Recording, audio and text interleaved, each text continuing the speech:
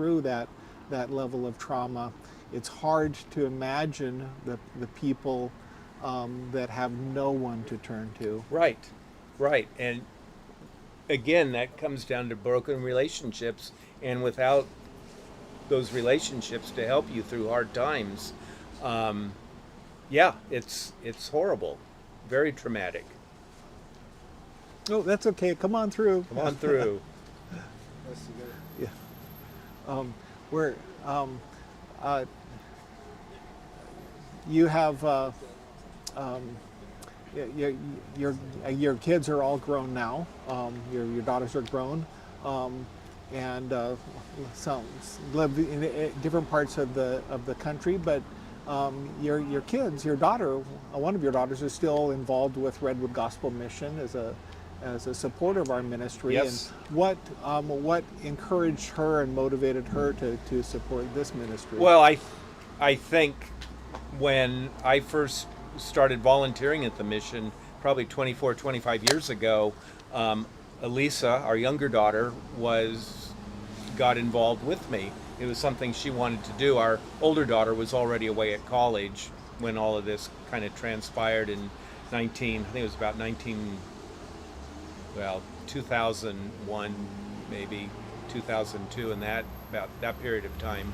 But yeah, Elisa was, I think, really enjoyed it, and she lives in Roseville now, and she and her husband volunteer through their church with the homeless or the gospel mission that's in Sacramento. Mm-hmm. And they are part of our network, our City Gate network. Just Correct. They used to be part. Now they've recently joined again as part of our City Gate network, and we love the folks in Sacramento and the mission and ministry that they're doing. Yep. What would you encourage? Because you're not a stranger to this location at 6th and Wilson and to all of our locations. When you first arrived here, did you have some concerns about your safety or security, or your daughter's safety or security as you were coming down to work with the homeless? No, not at all. And I have friends that maybe law enforcement, and some people might question, oh, you go down there, but no, for all the years I've been coming down here, have always felt safe. I mean, I know things can happen anywhere, but the people that we're serving are screened, and there's very, very tight rules. And unfortunately, some of the people that break the rules are have to be let go from the program. But no, I've never really had a second thoughts about safety down here, or at any of the gospel mission events, the outreach events like Thanksgiving and the homeless birthday party, City Kids at Juilliard Park. What would you encourage for folks in your world, folks who are watching, about engagement with the mission? What impact will it have on their lives?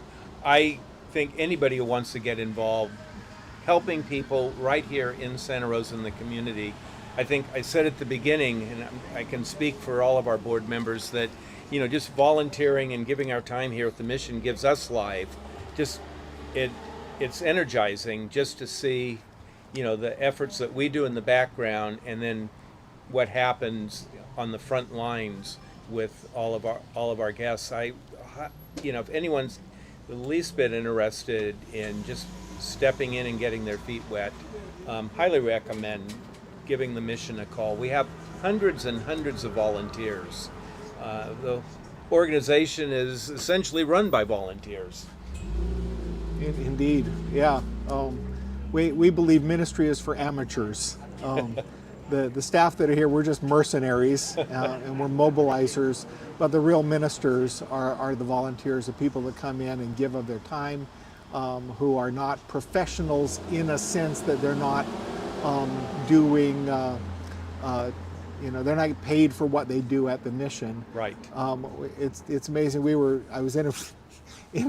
I was meeting with some of our volunteers that are working with our nomadic shelter, And when people were introducing themselves around the room, we had people in the medical profession. We had doctors and nurses and we had business owners, and we had professionals of various kinds, all highly educated people. And I laughed because these were all of our amateurs that were working with us. Right. So, Right. so it's amazing to see. And just one of the guys that just came through is teaching a class, a physician who's teaching a class and is very involved in supporting the men on the program. Yeah, and speaking for myself, I have no special training. Just heart to serve is really what you need to get involved, and it's very, very worthwhile. Okay, well, thank you, sir. I'm so grateful for you, and for the board of directors. I was talking to people about some of the challenges we faced this year. We were faced with this great opportunity that we had, a wonderful blessing of a facility that was basically given to us because the generosity of some amazing donors and just the grace of God for this ministry, and a responsibility to steward. And we took on this new building. It was sort of like being given an elephant. We had to feed it, we had to care for it, we had to house it and do all the things that need to be done for an elephant.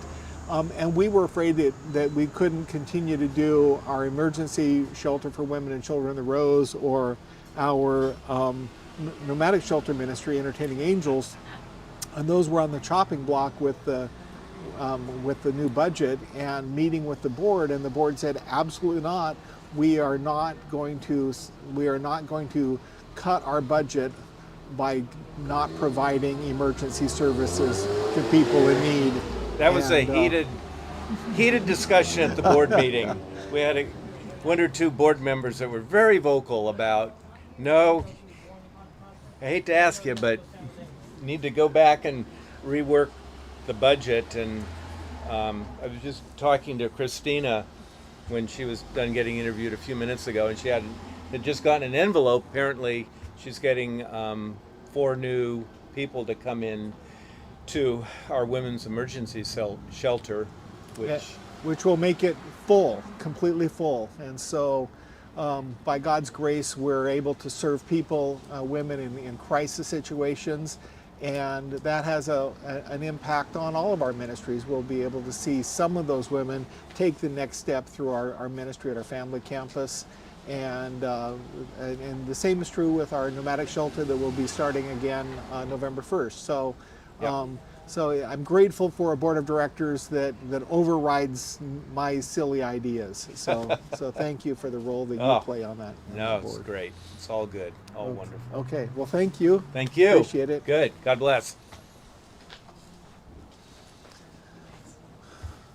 So I think what we're going to do is Hi, George. give you a break Okay. for a minute. So we're going to play a video and allow you to stretch and use the restroom if you need to, Okay. or something like that. So Or as my wife said, drink water. You need to drink water. right, yeah. So hydrate.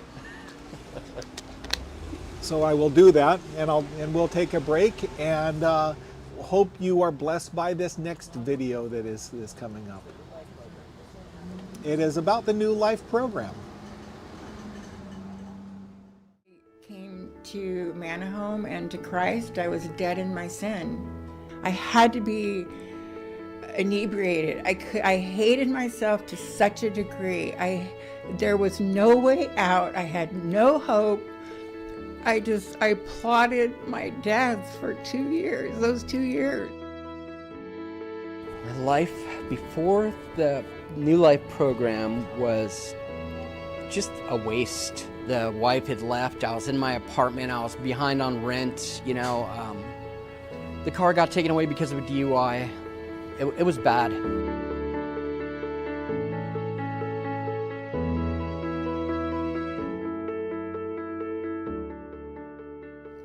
I've been an addict my entire life, since I was 12 or 13 years old. All of those years and decades, I sometimes managed very well and sometimes not so well. But I managed. Even if you do everything else perfectly, like you're the nice person and you don't steal and you're doing all these things perfectly, just for the fact that you're an addict, you're separated from God, you're in sin. And I knew that, but I didn't know God in all of his attributes. I only knew the one that was mad at me for not being perfect. Things of the world just weren't filling me. I had opportunities, I had those things, but I would have them and I would still be empty. And trying to plug that with drugs and alcohol, and it just wasn't working at the end. I really didn't have much of anything. I think I was like borrowing electricity at the time. It was bad. It was bad. I knew I needed help. It was a lot of tears, a lot of weeping, missing my girls, missing my family. My mom shut me out of her life, I did a couple of hospital stints because of my drinking, waking up with the shakes, not being able to sleep, stuff like that. It was bad. The New Life program at the Rebel Gospel Mission is a 10 to 18-month program for people with life-controlling issues. It is an opportunity for people to come in and experience relationships like they never have. I like to tell these men and women often that how many people get an opportunity in their adult life to take a time out and really work on themselves, focus on themselves and God and get it right so that they could go back into their community, into their family, into their job world and be fixed in Christ. I had used up all of my finances, all of my 401ks, everything that I had had from my whole life, and I was at the point where I was going to be evicted. And so I thought, well, okay, God wants me to be homeless. I don't know how to do it. My son said to me, he said, Mom, you need recovery. That's what the problem is here.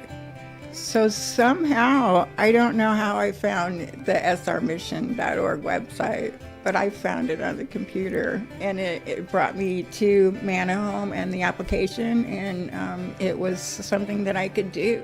I was watching a show on TV where it's pretty much prison life, and I was like, I don't want that to happen to me. I don't want that to happen to my kids, and I could tell if I kept on my path, I would have ended up there. So I went down to the Arenda Center, and I was sober, but I was crying, and I said, I don't want to end up in prison in this lockdown show like they showed. And my kids deserve better. I deserve better. So they, gave me a bunch of places to look at. RGM was one of them. So I turned in my apartment key and went down to the Red Gospel Mission, and I said I need help. I went up to the front desk. I think Brooks Brown was there, and I said, give me the application, and I'll fill it out. And it went all up from there. When a program member comes to the Rebel Gospel Mission, one of the hardest things they have to do sometimes in their life is walk through that front door. Once they walk through that front door, we have to be ready with an army of volunteers equipped to encourage them and carry them through the program. The Rebel Gospel Mission provides opportunities for volunteers to come in and be part of this journey with these men and women that will absolutely impact their life and they will remember forever. I think relationships are huge. I think it's vital. There comes the opportunity for accountability to come into light, and with accountability, it causes us to take that next step and to stay on the right path. So I think relationships are critical. We were built for relationships. We were built for relationship with our Father. We were built for relationships with Jesus, and we were built for relationships with others. And it's that we learn, we grow together, not by ourselves, and not being off by ourselves, but in the relationship with others. It only takes 2 or 3 people. You don't have to have a gang of people to have a good recovery scenario as far as the support team. Being involved in community is also important. They need to be involved in activities, whether it's coming back here volunteering at the mission or being volunteering at their church or whatever program that they're very much involved with. Reintroducing me to God and having someone who has been there and is not judging me. It means a lot. It's helped me to change. I get asked often if this program works. And I just kind of giggle inside because it's an open door for me to share my own testimony. In 2007, I came here a mess, broken and living under the 3rd Street Bridge.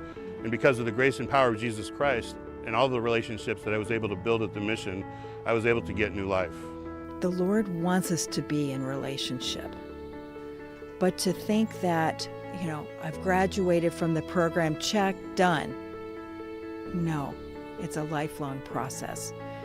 And to know that we don't have to go it alone. The Lord doesn't want us to do this on our own strength. He brings people into our lives to fill in the places where we struggle, to fill in the pieces that we don't understand.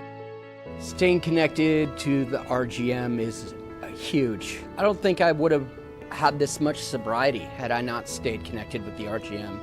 My life after the New Life program seems like worthwhile. It seems like I have a purpose now with him, serving him. And now I have a new life, and I'm free. I have freedom, and joy. I'm saved.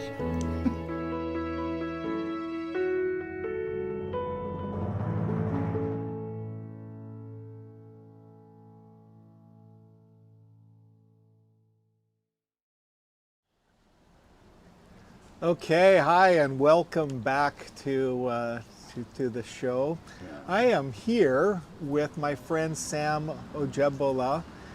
Sam is a partner in ministry. He is the Executive Director of Ministry just down the street from our men's facility where we're meeting. He is the head of an organization called Jesus Cares 2020. And Sam has a wonderful story. Tell us a little bit of your background and what drew you to care for those who are in poverty and those in need in our community. Yeah, thank you. It's nice meeting you again, and thank you for the support you've provided, for us. We really appreciate that. My name is Sam Ojebola. I'm originally from Nigeria. And I came to U.S. in 2006. I moved from Lagos State, Nigeria, to New York. And as the faith we had it, I was a Muslim back home. And then my mother is a Christian. My mom is still living. And when I arrived in New York, I got all my plan down. And it turns out that, God has a better plan for me. So my plan was all thrown out of the window. And I end up on the street because a friend of mine that's supposed to pick me up didn't show up at the airport. So I got stranded, and that's how. So a good Samaritan took me to the Bronx. There's a church in India. It's a long story, but, I'm just kind of, Please tell your long story.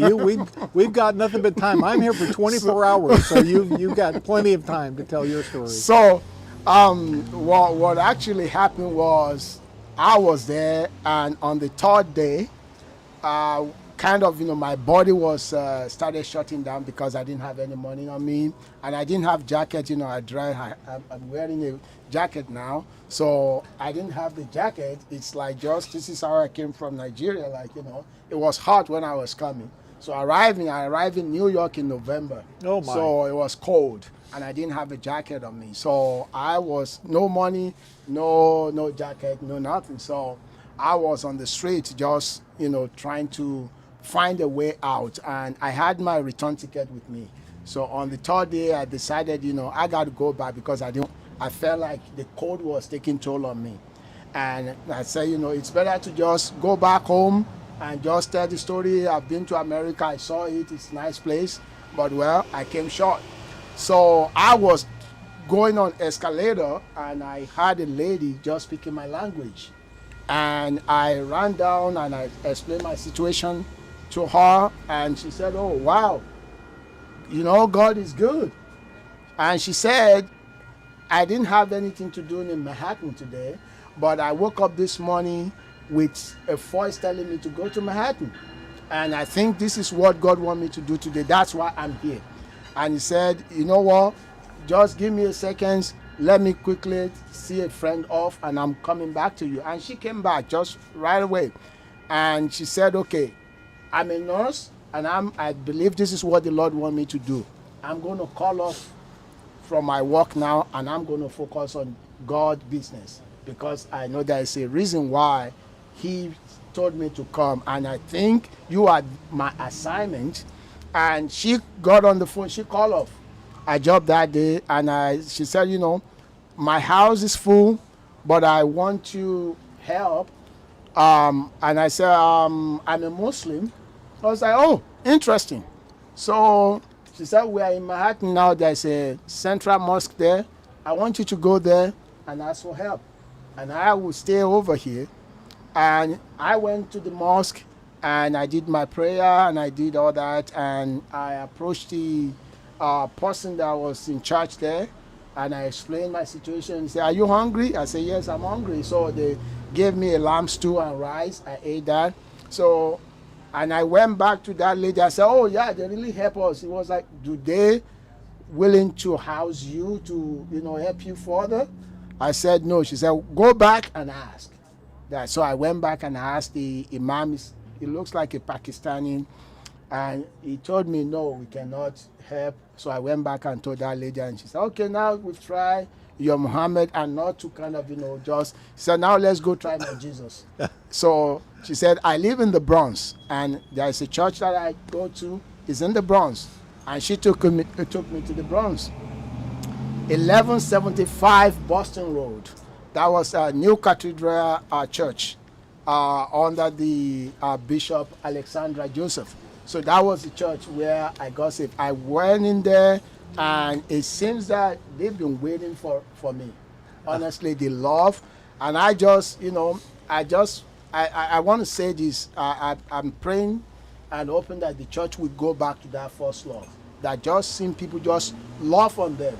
And for me, that's what melted my heart. Because all the things that I've been taught, growing up in the Muslim, my dad is a Muslim devoted one, and having experienced that love, it's just like, okay, what's going on here? We've been told, be careful when you go to the church. The Christian, they're going to use their jazz on you or their juju on you, that kind of a thing. I was being shown much love, and the bishop there came and spoke with me, gave me housing, and they gave me the support. And the bishop, the following day, he sat me down in his office, and he told me, this is the house of the Lord, brother. You are welcome here. No judgment. Take your time. And God, you are God's child as well. And, as I said, long story short, I stayed in that church for 6 months. And they supported me, and I got a job. I got a place to stay. And that's when, because I've never experienced homelessness in my country. Never. I've never. And from that day on, something just resonated with me that, okay, I saw a lot of people on the street when I was in New York. And having lived in that, when I moved down here, I make it my mission to pay it forward. The kindness that I've been shown when I step into the American soil, I want to just make that my life mission. And when the opportunity came in 2020, when a lady reached out to me, I have a culinary background. That's what I've done. I love cooking. I love that. And I was working at Keysight Technology as sous chef there. And the lady used to come over there to pick up our leftover. And she knew me and my wife, we used to pack the food leftover from the work, and I would take it on the street. And that lady knew what I was doing, because every time she came to pick up the leftover, she would ask, oh, where did you take the food today? And I would tell her, we go to this area. And that's how we were connected. So when the COVID hit, Nobody could go out. And then she reached out to me and she told me, "Oh, Chef Sam, I know you she said, I know you will love to serve people."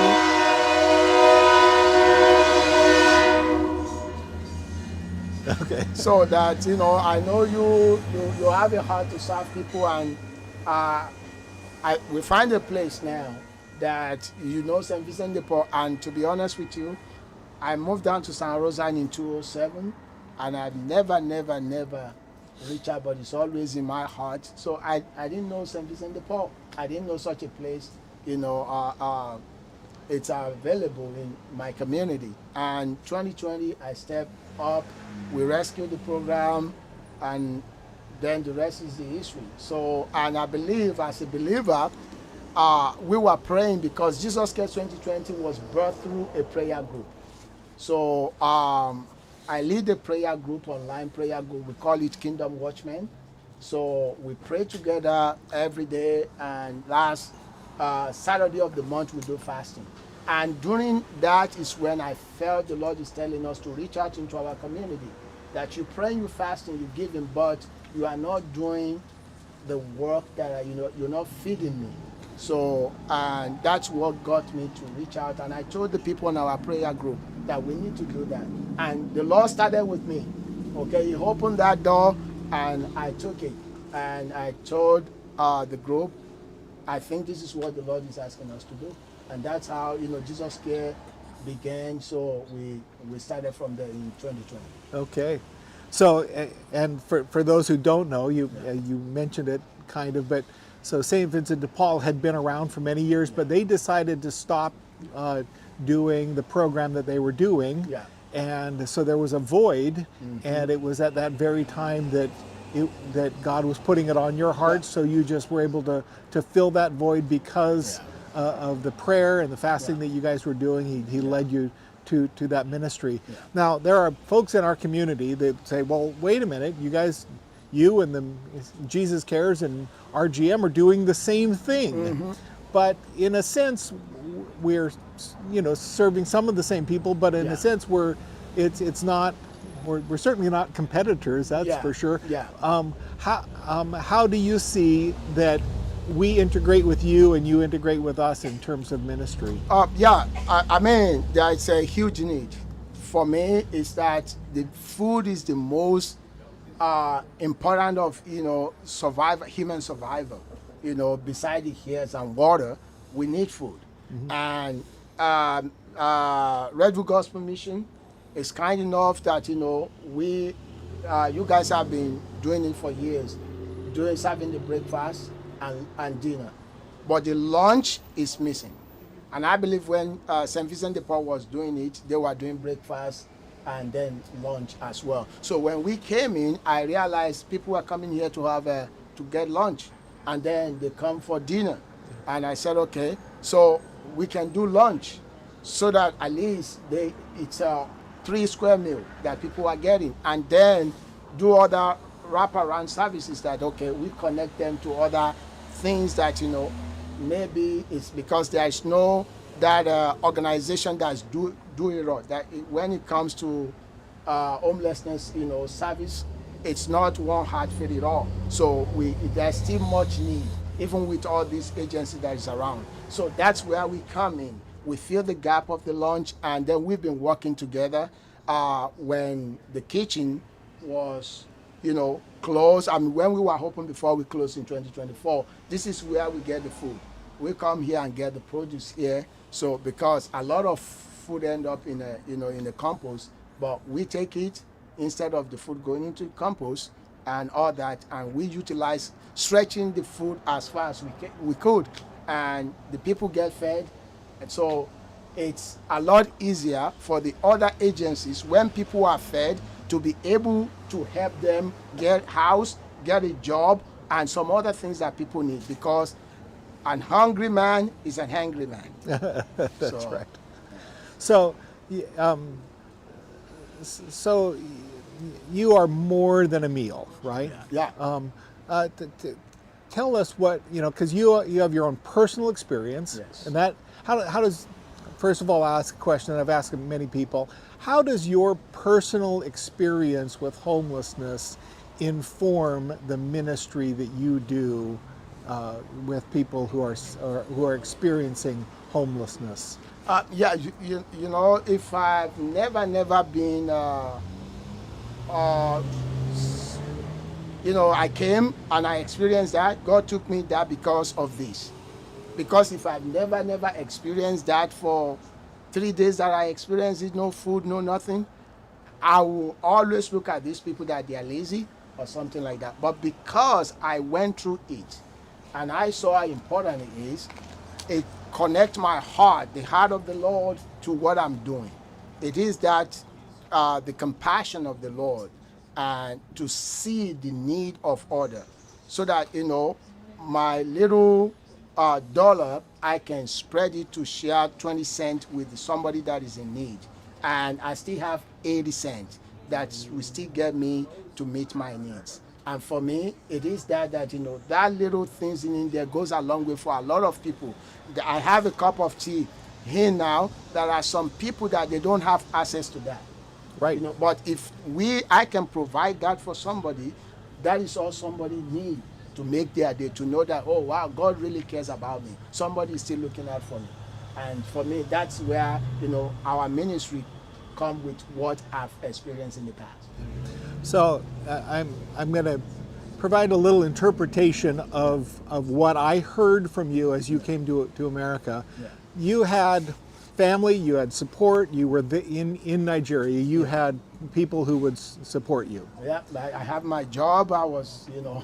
But you saw an opportunity coming to America and you were to be met by a friend. Friends, yeah. But that friend was not there for you. Yeah. You got to America, you had nobody. You had no friend, you were alone. Yeah.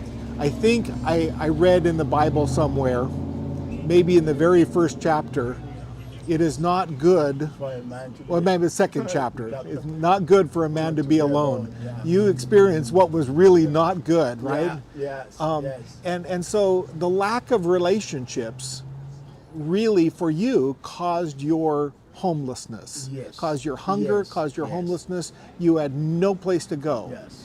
And it was a new friend that you didn't even know was a friend. Yes. She became a friend to you, Yeah. and that community became a friend to you. Yes. And through those friendships, you developed a friendship with God With the Lord, yeah. and His Son Jesus Christ. Yeah, hallelujah. And so that's really your ministry, right? Is that you provide more than a meal. Yes. You provide friendship Friendship, to people. yeah. Do you have testimonies of what God is doing through all of that? My handlers are telling me that we got a little bit of time, very little bit of time. Yeah. Share a testimony of having seen somebody who really experienced that through Jesus Cares. Oh wow, a lot of testimony. We had when we were telling people that the kitchen is going to shut down because of what was going on. There was a young man that came, and we had that video where we asked him if we can record, and he said, yeah, he said, you know, you guys don't know how much this means to all of us, you know, that if this been taken away, there's going to be a lot of petty theft that will be going on. But because of this, you know, when we are full, I go to the store, why do I need to steal when I'm not hungry? Right. So, and another lady, when ABC7 came, shared their story, how what we provided and, you know, meant to them, how he has transformed and changing them and making them to be a little more stable in them thinking that, okay, I can go get a job now, and if I need a meal, I can come over here. And so it's a lot of good things that I believe the Lord is doing through our ministry. Okay, awesome. Yeah. Well, thank you, Sam. Yeah, thank you. God bless Thank you, God and bless you. we love partnering with you. Thank you. Okay. Appreciate your time. You. Thank you. Yeah, thank you. Come on, Mary. You come on up. Come on down. No, I'm just kidding. Get that right. Hey, I look kind of cute. So glad to have you here, Mary Rayleigh. You are actually a part of our staff. And how long have you been on our team now? Since actually employed with you guys? Yeah. Since March 31st. March 31st. So you're still in your first year of employment with us. I'm halfway through. I'm 6 months in with you. And so what do you do with Redwood Gospel Mission? Well, right now I'm working over at the emergency shelter, the overnight shelter, the Rose.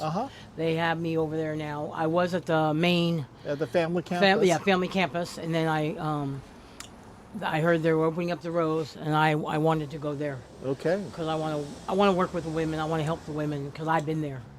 Okay, well, so tell me about I've been there, because you've got a story to tell. Yeah, it starts back in 2017. Okay. There were some fires back in 2017. Yeah, and there were. I went to the Rose. Originally, I went to the Rose. I came back from Indiana. Kenzie took me in. I was her first intake over there. And then I stayed there for a little while. Then I went to my sister's, stayed there. And I was working and everything. Then I left. Then I came back in 2020. And then I stayed for a little while then again. And then I went back to my sister because my sister got sick, so I helped take care of my sister. And then after that, I was working and I was coming. Then I started volunteering. And when was I volunteering? The third time around, I came back. It was when did I come back? I think it was in June. I came back, and then I stayed there for 6 months. I went through the savings program, saved my money, and then I was staying with my sister again. I left and stayed with my sister again, and then I was coming back volunteering, and I was doing the what do they call that, the nomadic shelter? Yes. I was volunteering for that also. Okay. I was going to the churches for that, and then I was volunteering going over to the Rose. I was volunteering there because the campus wasn't open yet. Right. We didn't have a campus yet. Right. And then it was ironic that we moved to the campus because I was traveling every day on the bus to go see my sister because she was in Santa Rosa Acute, and it's right next to the campus. So I would cut across every day the main campus there, cut across to get to Santa Rosa Acute. You know what I'm talking about, the complex. Right, yes. So I was like, I cut across every day. I was going across every day.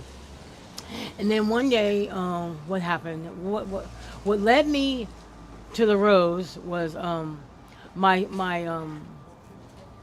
sister had passed. She passed away in March. And Kenzie, I talked to Kenzie. I came to talk to Kenzie about, because me and Kenzie, we go way back. And I just was, I guess she was consoling me, So she was talking to me, and she's like, "Oh, Mary, is there anything you'd like me to do?" And I was like, "Yeah, do you mind? Do you mind making a cake?" So she made a cake.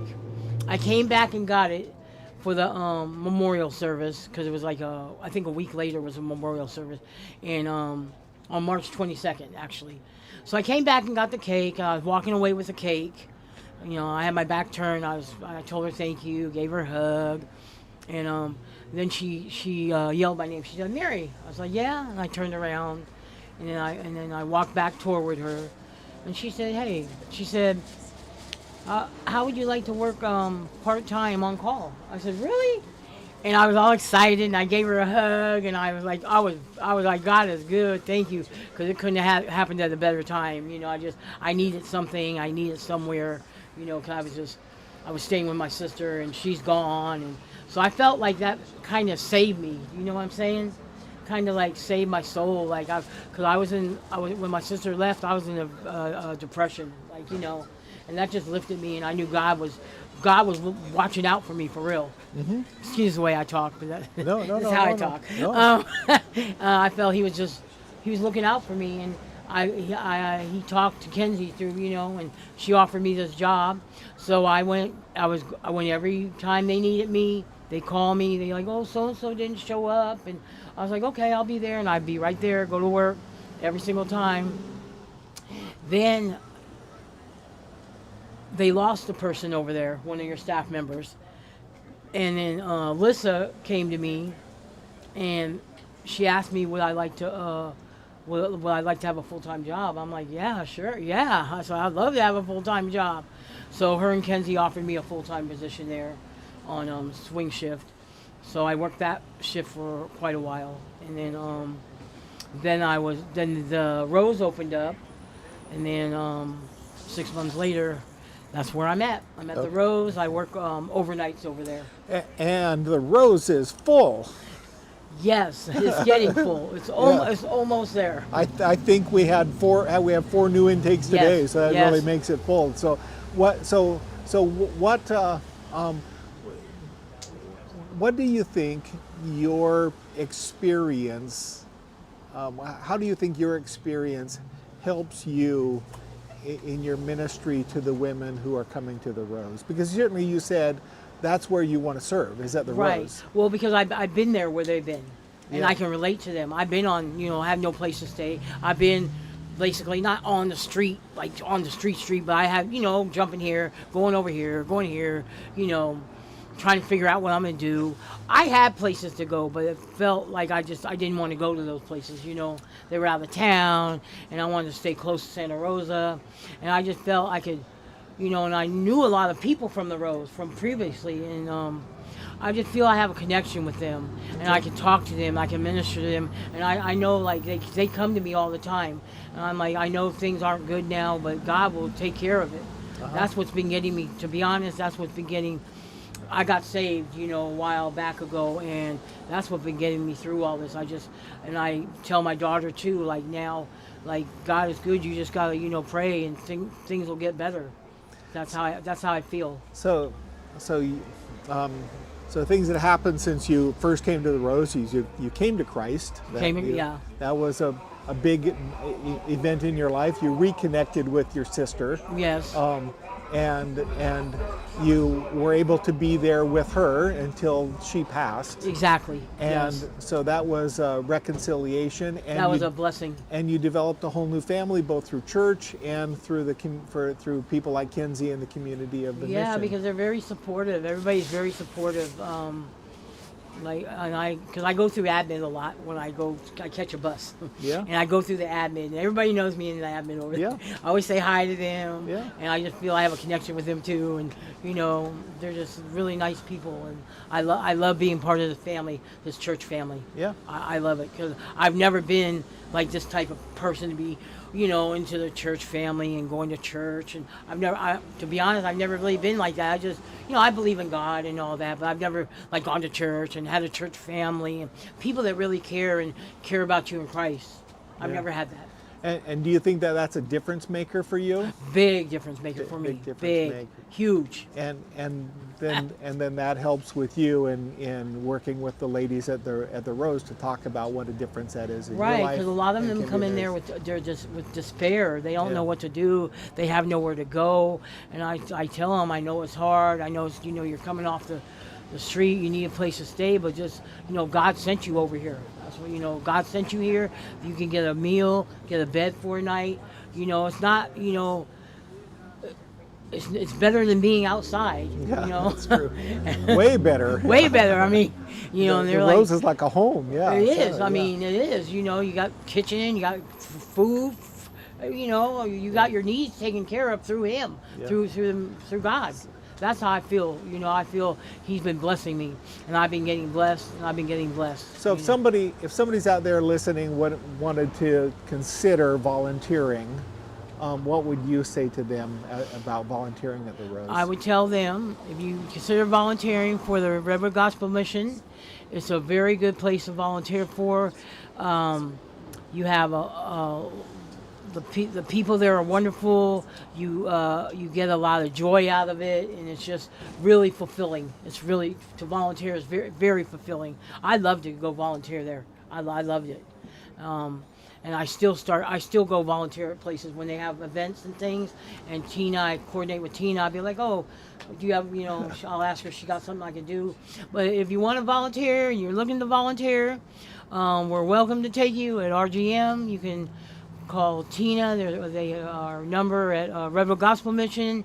And if you're interested, we'd be happy to take you. So you volunteered at the Entertaining Angels Nomadic Shelter Ministry. You Yep. volunteered at the Rose. Yes. You volunteered at different events like the Yep. Great Thanksgiving Banquet. What's your favorite volunteer experience that you had with Redwood Gospel Mission? I like going to nomadic shelters. Okay. Because I feel like I can reach out to them and talk to them and see if we can bring somebody in maybe or they give them options and and they're getting a meal and I could just be like God's doing all this and we can maybe take you in, give them information and try to help them. Yeah. That's my goal. That's why why I like going there to work. And sit down there and I eat with them when they get their meal and everything. It's nice. Okay, well, thank you. I'm being told that we're ready for the next person, but thank you, Mary. All right. God bless you. God bless you too. I'm so grateful for you. I'm grateful for you too, and for you. Okay. God bless you Blessings. guys. Bye, everybody. Oh, look, I'm cute. Oh, let me get my. All right, y'all. I gotta get back to my job. All right, thank you, Mary. Oh, thank you. Thank you. You're so generous. Are we going to do both? Hi, Kiwani. How are you? Good to see you Good again. to see you. Okay, awesome. So we're going to get this over here. We're going to we have to do it in such a way that we can get it in front of both of you if we can. Can we move it a little bit to... John likes to talk, so. Yeah. So I am delighted for both of you being here. This is awesome. So gosh, I don't even know where to start because we've got I've got two people with wonderful stories, with wonderful hearts, and so just let's start out. Kiwani, we'll start with you. Tell us a little bit about you, your connection with Redwood Gospel Mission. I know your history, but they don't. And so tell us what's going on and why you're sitting in this seat here. Sure. So for a long time, I want to say 15 years, I did case management in Marin, working at some of the big agencies, Ritter Center and Homeward Bound and Gilead House, Transitional House for Single Homeless Moms and Kids, and just fell in love with the homeless single adult. Mm-hmm. And just started noticing some of the gaps in services. And thinking that there was a different way to deliver services. And so partnered with my pastor, Patty, at Hamilton Community Church, and she just gets it. She understands that there is a different way to deliver services. And so we thought, well, why don't we start with showers?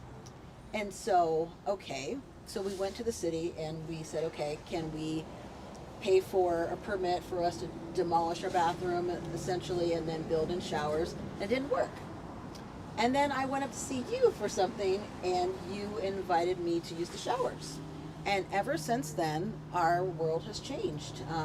I didn't, so just so you folks are clear, I didn't invite her to use our showers. I invited her to consider having our showers service. Our mobile showers. Yes, yes, I should reword it. Yes, consider using the mobile shower service. Yes. At Hamilton Community Church. Community Church. Yeah. And connected with Matt. And then Matt said, "Let's do it January 2nd." And he and John came down. They were there. They came with the van, came with the showers.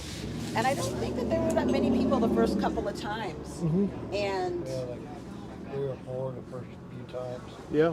But then it took off after that. Yeah. Yeah, it exploded. Yeah. Yeah, and it changed the dynamics, I think, of our community. So you and I first met, though. You were you were serving in a role with your district for the Church of the Nazarene, mm-hmm. for this Northern California district, mm-hmm. and somehow I got involved in going down to the East Bay or something for some kind of conferencey thing, and but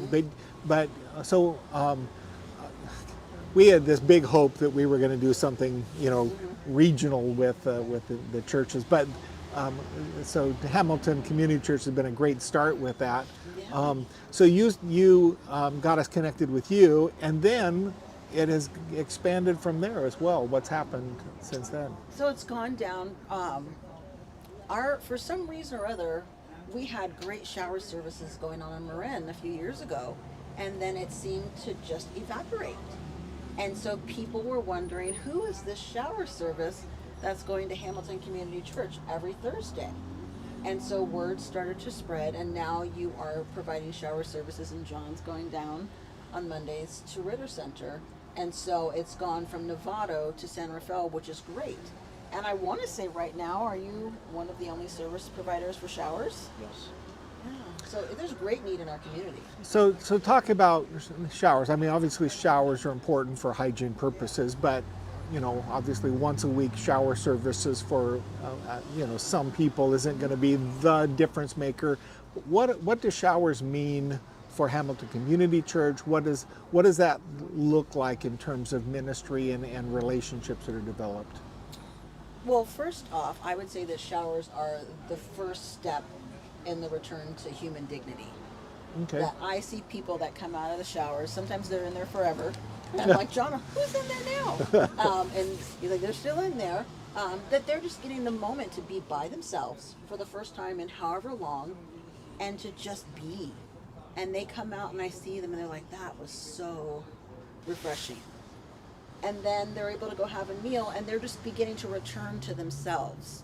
And it's incredible. And so people look forward. They come every week to get a shower, to do their laundry. Laundry service, that's the one thing that we also didn't have in our community, was a mobile laundry unit. And so now people can come, get food, take a shower, wash their clothes, and walk away feeling like a human being. And that is the beginning of relationship. That's the open door to, okay, now I'm ready to go and talk to somebody about maybe wanting to change my circumstances. That I had this hope, I had this desire. But without that, I don't know if people are necessarily ready. Mm-hmm. And it's created relationships of now where John and Matt, they know the people that they're going to see at the service. Matt knows the people he's going to pick up in the van. Mm-hmm. They know him, and they expect to see them. How has the church been engaged in the shower ministry? Our church membership has gone up because people say that they have not been to a church space that's been so welcoming before to their specific population. Mm-hmm. Because by the time that the showers leave on Thursday and then we have church on Sunday, they're again back in this state where they've lost some of their human dignity and they're not feeling at their greatest, but we still welcome them in. Right. And so people are coming, they're calling, they're connected. And I was, just before I left today to come up here, there was a woman that was on the phone with a service provider, and she says, oh, I'm at my church. And she's not a church goer, and she doesn't come on Sundays. It's Gigi. She doesn't come on Sundays, but to her, that's her church. Yeah, yeah. And you have volunteers from the church that are there to help out with the shower ministries, and how has it impacted their life? It's been amazing. Without our church volunteers, we wouldn't have gone far at all. Right. Because I need them to help roll out the tables. I need them to help me when I'm late. I need them to help me do all kinds of things. And to make the food.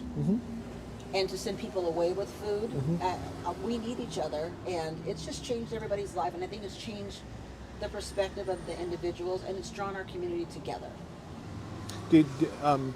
Have they been able to build relationships with the guests as well? And yes. So they now go out and pick up people on their own, or if they see people on the streets of Novato or the streets of San Rafael, they now say hi because they know each other, and they'll continue the conversations that they had when they were together at the church. Awesome.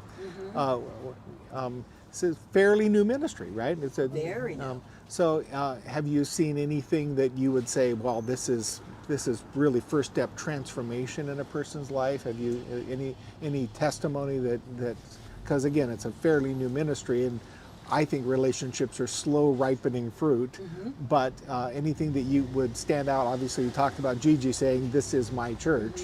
Any other testimonies that you would talk about? I would say the relationships, even though, you know, it's slow ripening fruit, I think when people feel a connection, they feel a connection. Yeah. And so the area where we mostly are having people come from, we call it the Marsh area. And it's old Hamilton Air Force Base area. And there are a group of individuals that are living in the trees there. That honestly are within that place.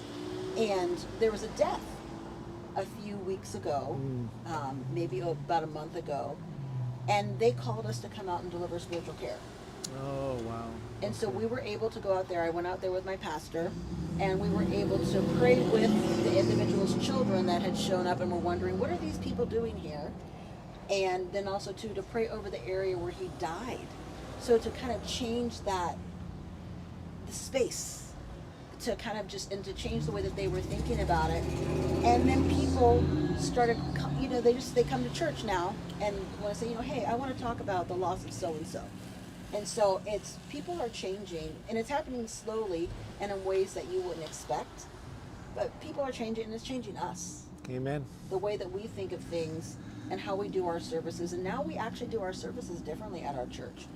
We have a table format that we will be in the sanctuary, but then we have a break where we have coffee and food. So for the individuals that are coming in and that they haven't had coffee and they haven't had breakfast, and then we sit at the table and we discuss the scripture. I do our spiritual practices, and then we just are in those moments together. Awesome. Coffee, huh? Coffee. Have you ever heard of Redwood Gospel Coffee Company? I have passed it by. Okay. You know, we provide coffee for churches. Oh. We do. If you have an interest, we could make coffee available to Hamilton Community Church, if you because it could be full circle of people who are in recovery, who are doing coffee roasting. We have our own coffee roastery.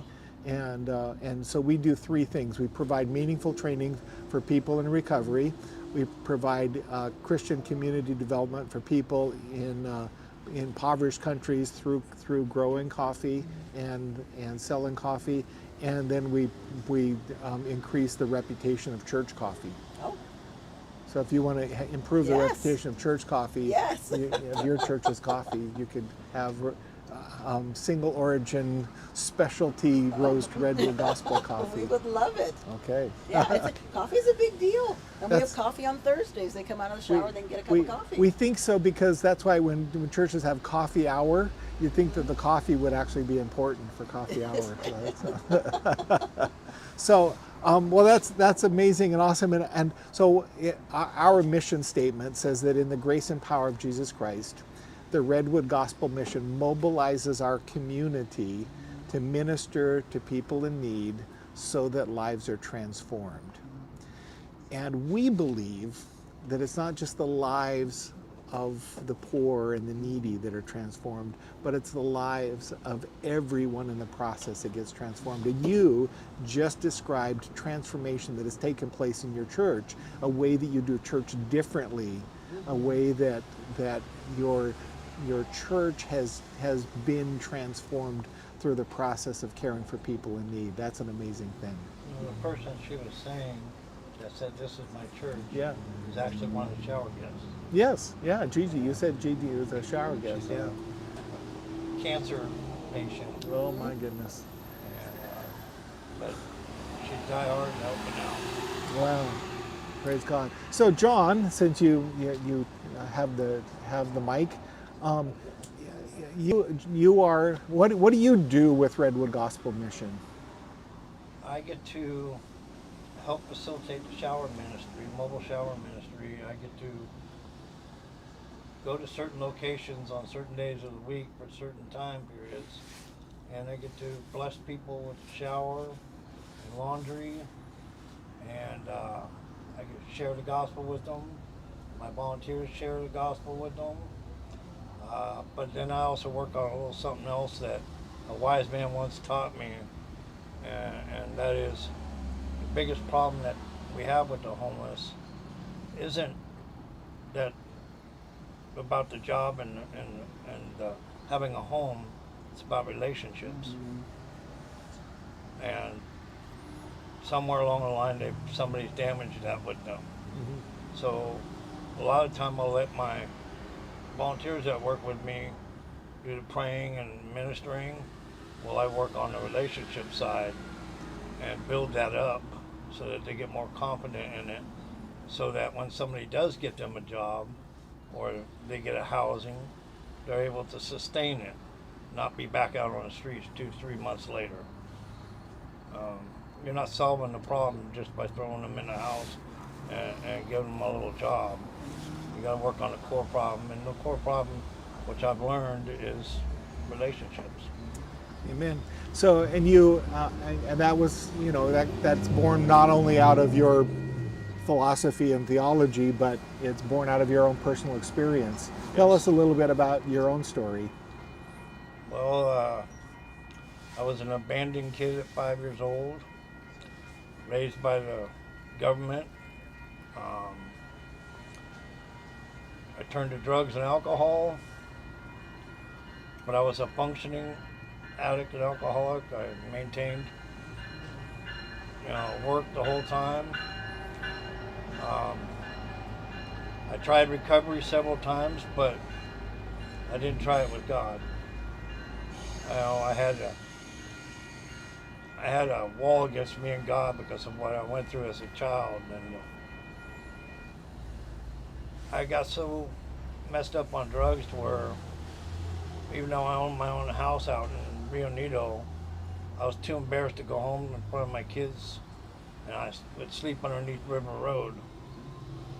And I went to my neighbor, who became my sponsor, and I went there bawling, and I need help. And he threw a telephone book at me and said, "Here you go. I'm not going to do the work for you. I'll help you." And I went through the yellow pages, and I found our Rebel Gospel Mission in it. And I called him, and we used to have this lady here by the name of Laura Lee, and she said, "Yeah, come on down tomorrow at 1:30. Well, the next day I was here, and I never left until I graduated the program here. And then I stayed a little bit longer. I've been in touch with the program ever since. I've built up a network of people from church and from recovery.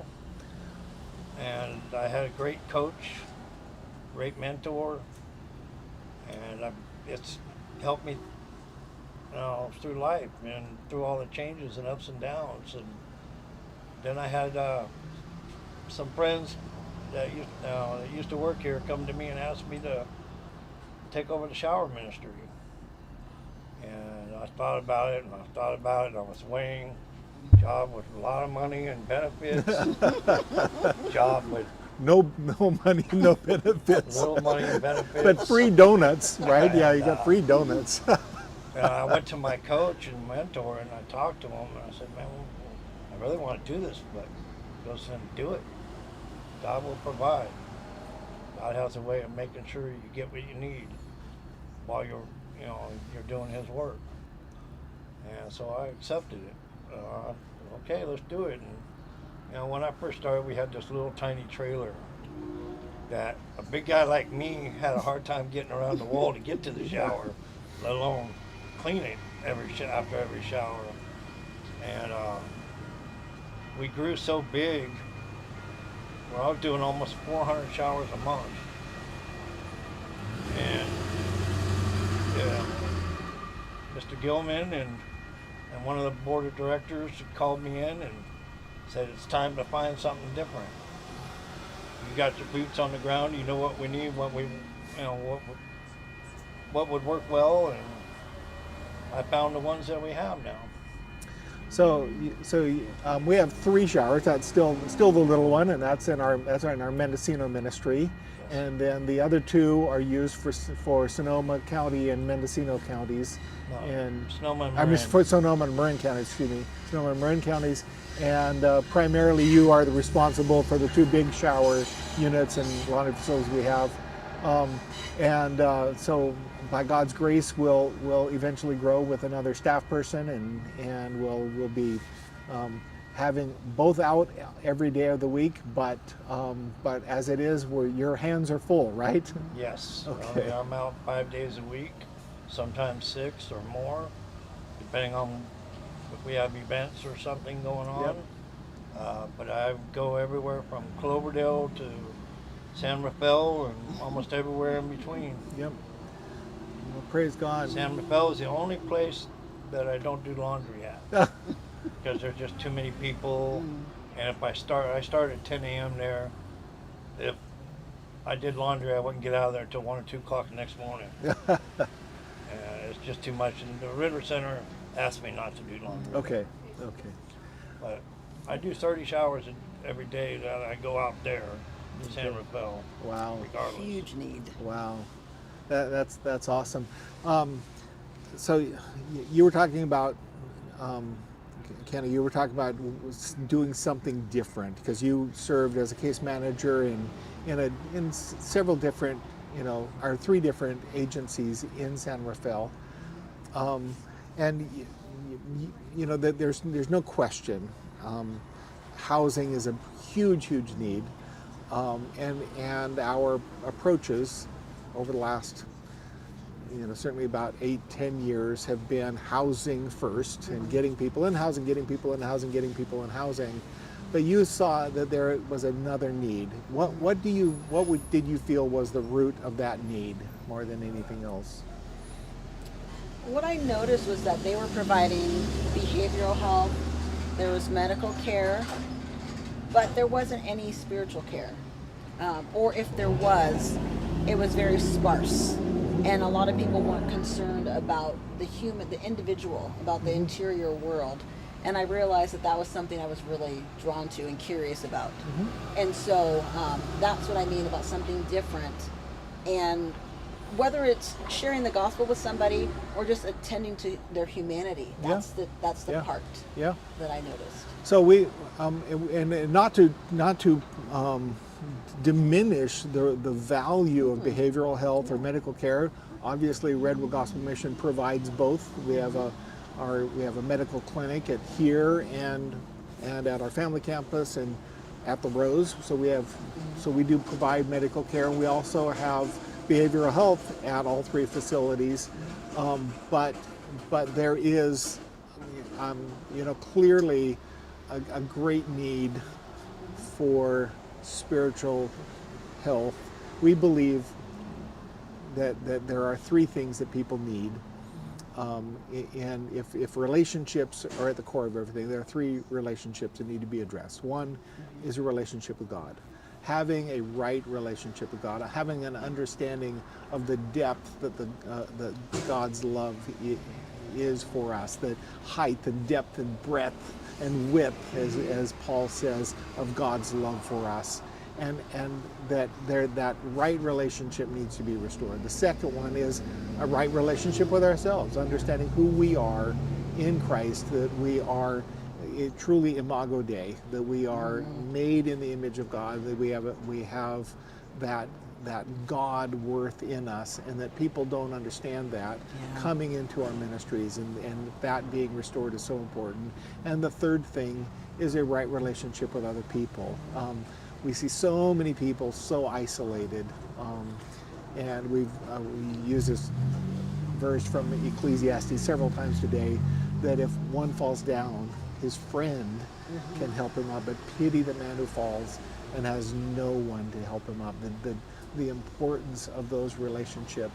John, you talked about coach, mentor, sponsor, those key relationships in your life, and you still maintain those relationships. I know that one of them, so important, one of the great relationships was your mentor who passed away, or your coach. I guess he was your coach. It was both. Both coach, mentor that passed away, but you still you maintain relationship with his widow. You maintain relationship with the people in your church that helped you to grow in God's grace, and so those relationships are critically important. I know. I had 2 mentors. Yeah.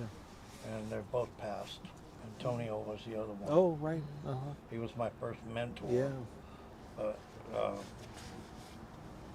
Peter, my coach, and ended up taking over mentor because Antonio went back out.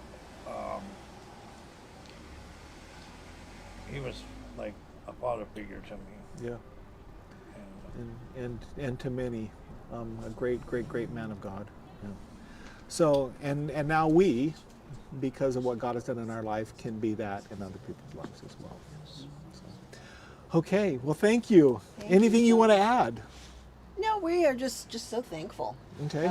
It has definitely, it's not what I expected it to be, this ministry, but it is, and it's necessary, and it's needed, and it's just changed our community, and so I'm very thankful. And it's a beginning, right? It's a beginning, And because God's going to do many things through Hamilton Community Church and through you guys and what you're doing in ministering to others in need. Okay. Well, thank you. Thank you so much. God bless. Okay, where are we at? Are we going to do? Are we? Is it break time again? It's time for a feed from Citygate. Okay. So that's break time for me. So we're gonna join Citygate Network. It's our association of gospel rescue missions around the country, and so we have a feed that's coming in, and we'll welcome them. So do we want to do a we'll be back thing? Do we want to? So with our high tech stuff that's going on, we'll be right back.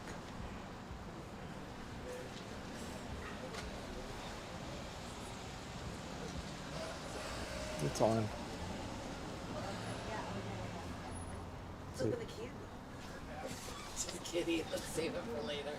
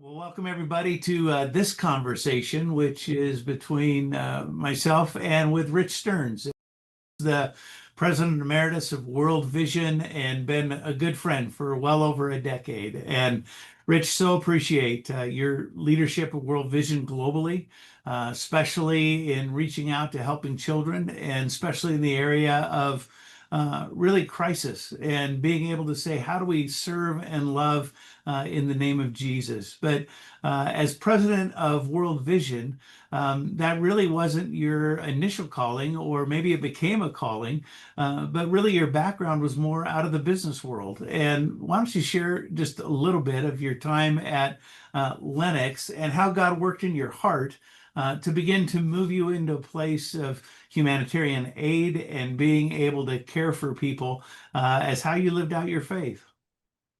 Well, sure, Tom. Thanks for having me on the program today. And yeah, back in the late 1990s, I was the CEO of Lennox Fine China and Crystal, America's fine china company, back in New Jersey.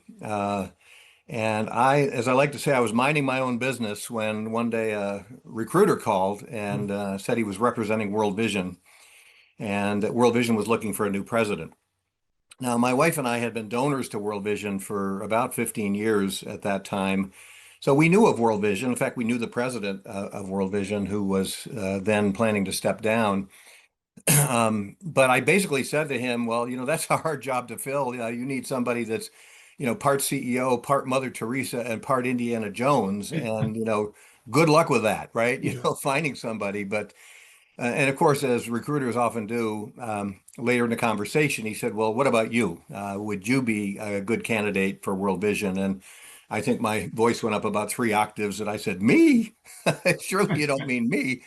And, Tom, at the time, I had never been to Africa. I knew nothing about global poverty. I had no theological degree. I had never done any fundraising. I had never worked for a nonprofit. I mean, I was a terrible candidate, I thought, for the president of World Vision. And I won't get into all of the details because of time, but this was clearly God knocking on my door and asking the question, are you available? Are you available? And I didn't want to be available. I was at the top of my career. I was 47 years old. I was, I had made it to the CEO chair in a wonderful company. And I call it my rich young ruler moment. And we all know that story from scripture where this rich young man comes to Jesus and says, Rabbi, what must I do to inherit eternal life? And Jesus gives him a stock answer. Well, keep the commandments, worship the Lord at the temple, keep doing the things that, the scriptures command you to do. And of course, the man who might have been a little cocky, he said, well, I've done all of that. You can check me out. I've covered that base. I keep all the commandments. I'm a faithful tither. And then, as I like to say, the young man made one mistake. He decided he would ask another question, and he should have quit while he was ahead. He said, is there anything I still lack? And scripture tells us that Jesus looked at him and loved him and said, you lack one thing. Sell everything you have and give it to the poor and come and follow me. And then you'll have treasure in heaven. Well, I wish at the time World Vision was calling me, that story was resonating in my head, because metaphorically, what World Vision was doing was saying, Rich, sell everything you have, quit your job, quit your career, sell your dream house, turn in your company car, pack up your family and move them 3,000 miles to the West Coast and follow me. In other words, give everything you have to the ministry with the poor, and then you'll have treasure in heaven. And at that time, I was more interested in treasure on earth than I was in heaven, to be honest. And so it was a difficult decision. But the way that story ends in scripture is tragic, because it says the man went away very sad because he had great wealth. So kicking and screaming and fearful of, this is a career suicide, I did quit my job. World Vision offered me the job. I quit my job, and we sold our house, and we moved all the way to Seattle, Washington. And I showed up that first day terrified that the Lord had made a terrible mistake. And as I cried out to him, I said, Lord, if you don't show up, this ministry's in trouble, and we're both in trouble, because I don't know what to do next. I feel helpless and totally dependent on you. And I felt the Lord was saying, I've got you right where I want you.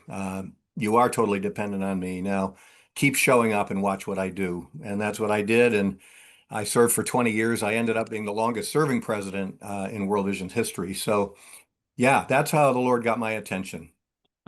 I love that, Rich, and really thanks so much for sharing your story because I'm sure there are a lot of folks out there that God could be knocking on their door or inviting them into a second chapter of their life and leadership, and maybe hearing of your courage to be able to step out and follow might allow them to do something similar. So really appreciate that. How about though, as you began to kind of think about that role that you had as president of World Vision, it began to inform and impact kind of your understanding of the gospel.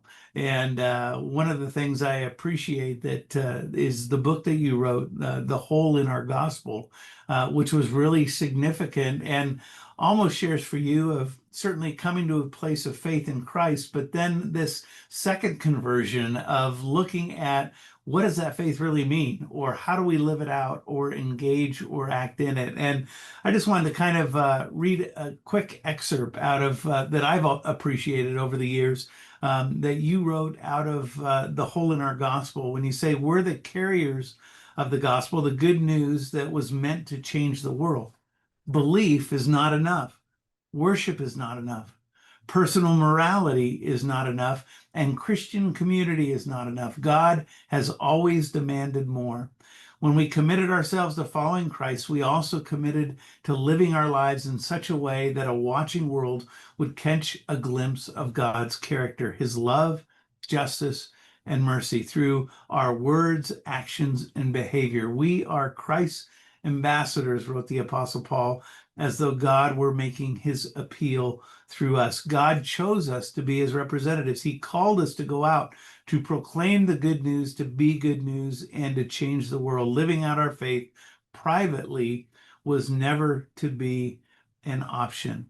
And what might you hope as you kind of look and have penned those words for Christ followers across our country as they would reflect and glean on living out their faith today, how that perspective maybe changed your heart a little bit and how you would hope it would change the hearts of other Christ followers? Well, Tom, let me first say I couldn't have said it better myself than that quote. But I would add a couple of things. I think, first of all, I would say that we need to understand as followers of Christ that he did not call us to a life of comfort. He called us each to a life of service, a life of loving other people with the love of Christ in our heart and demonstrating his life to that watching world. You know, most of us go to, if we're Christians, we go to worship every Sunday. We go to Bible studies during the week. Our kids are in Sunday school. But the Lord, I don't think, is impressed with all of those activities unless they result in putting what he taught us into action, right? So there's some great scriptures about this. In the book of James, James says this: suppose a brother or sister is without clothes and daily food. If one of you says to them, go in peace, keep warm and well fed, but does nothing about their physical needs, what good is it? In the same way, faith by itself, if it's not accompanied by action, is dead. I can't imagine a better scripture for a homeless ministry to settle on and to talk about.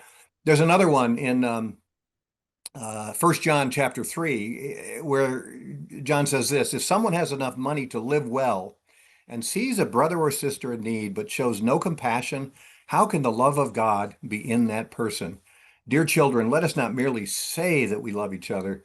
Let us show the truth by our actions. Our actions will show that we belong to the truth, so we will be confident when we stand before God.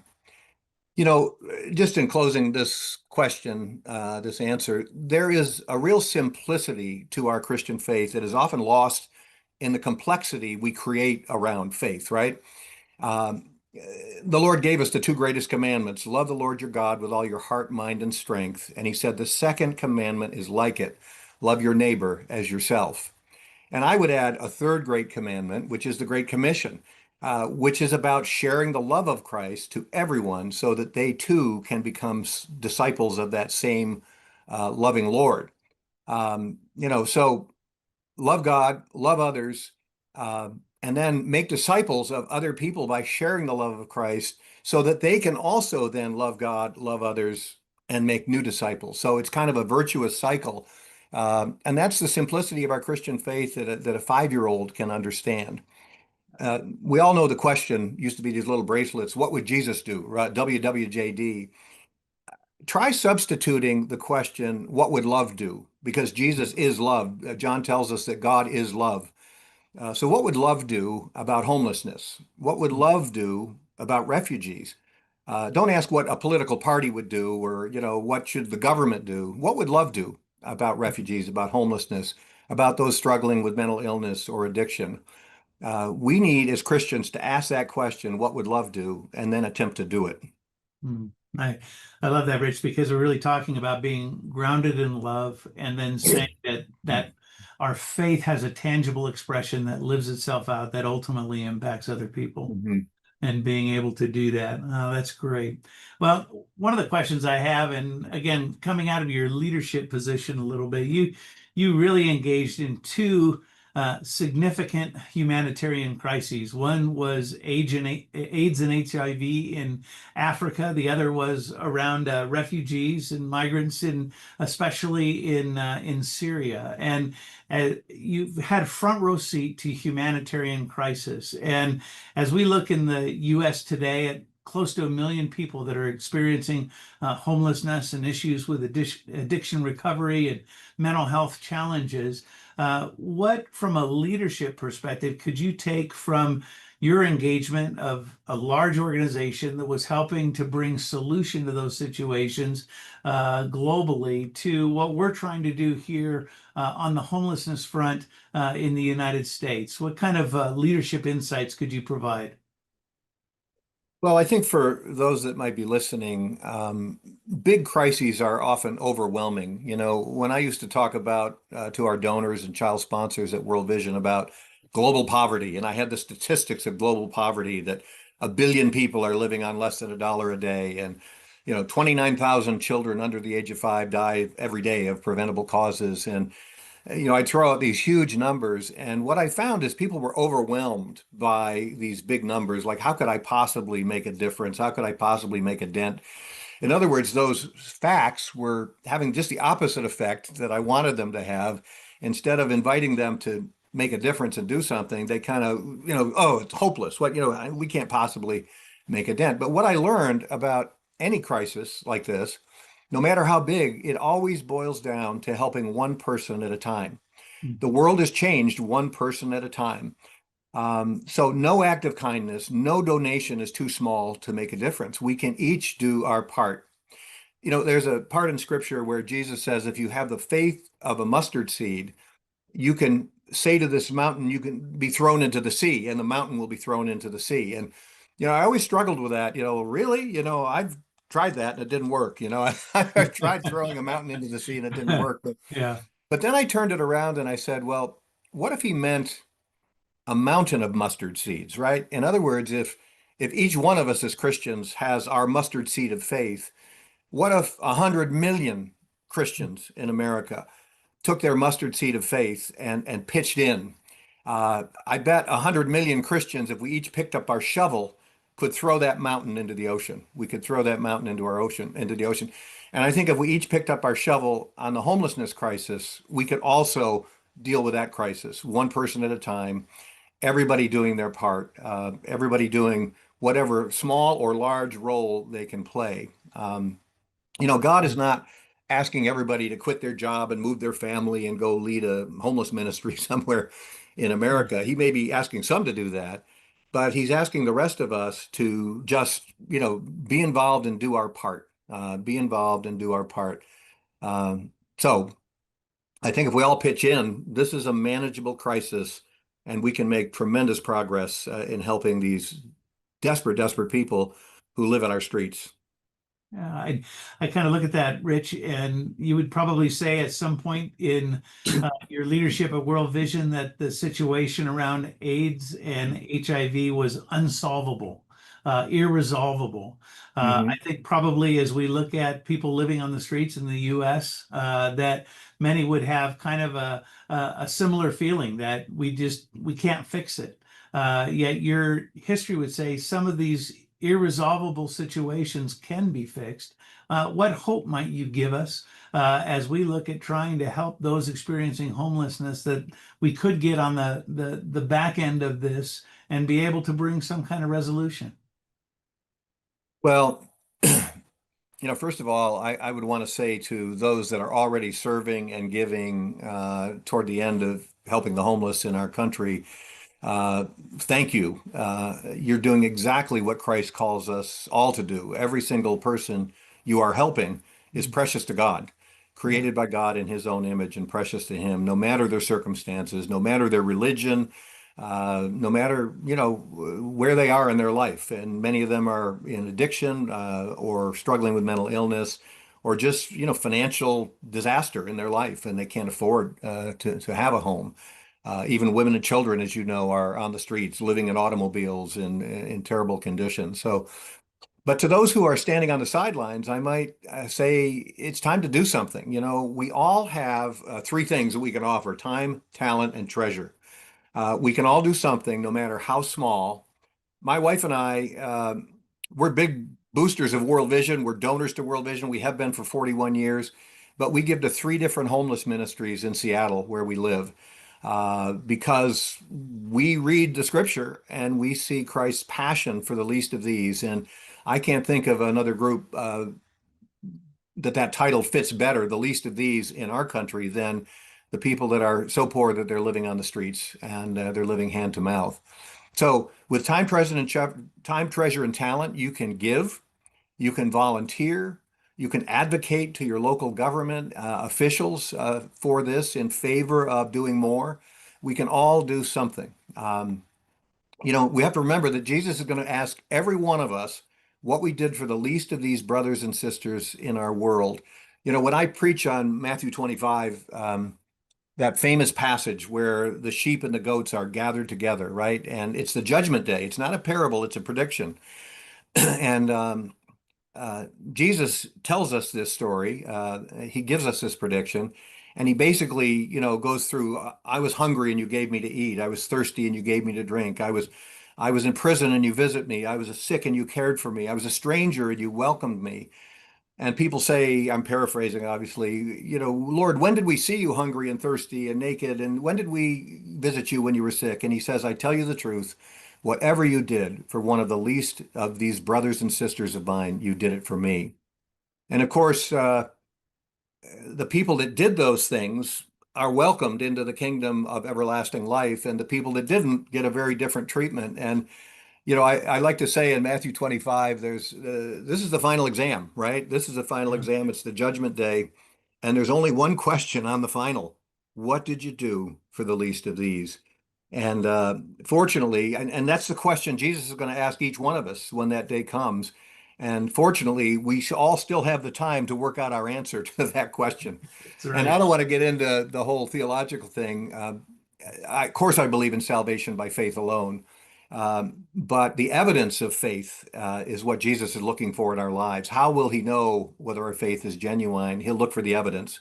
And the evidence he's looking for is, what did you do for the least of these, of my brothers and sisters? So anyways, I would just encourage people to get involved, no matter how small. If you can give $25 to a homeless organization, that'll make a difference. That'll change somebody's life.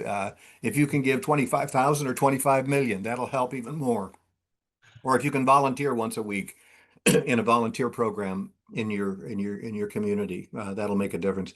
And everybody can pray. We can pray for the homeless. So those are some words of encouragement. Those are great words of encouragement, Rich, and just really appreciate this conversation. Appreciate the friendship that we've had over the years.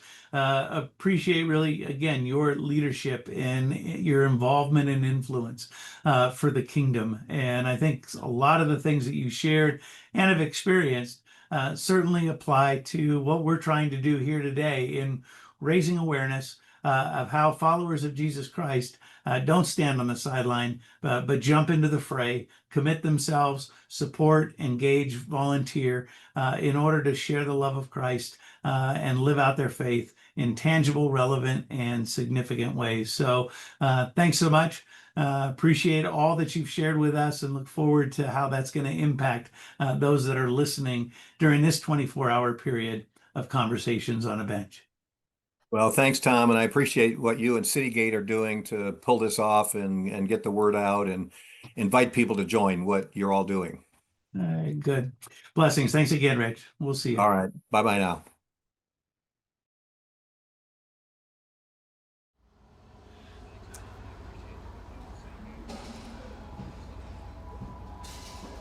Hello, welcome back to Conversations on a Bench. My monitor is not there, but you're there, and so I'm happy to be talking to you all.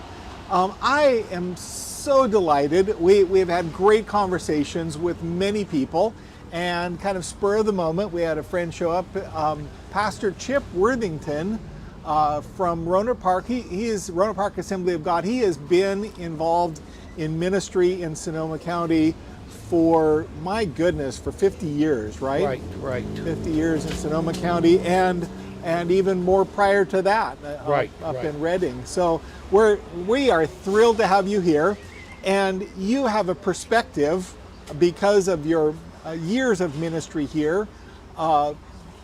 You've seen changes take place in Sonoma County. Yes. And you've been in the midst of wrestling with a lot of those changes. Yes, those changes that have been, some of those changes have not been for the better. Right. So tell me, from a pastor's perspective, you've seen homelessness, you've seen addiction, you've seen, Yes. certainly you've seen the impact of gambling in our community. yes. You've seen those problems that people face.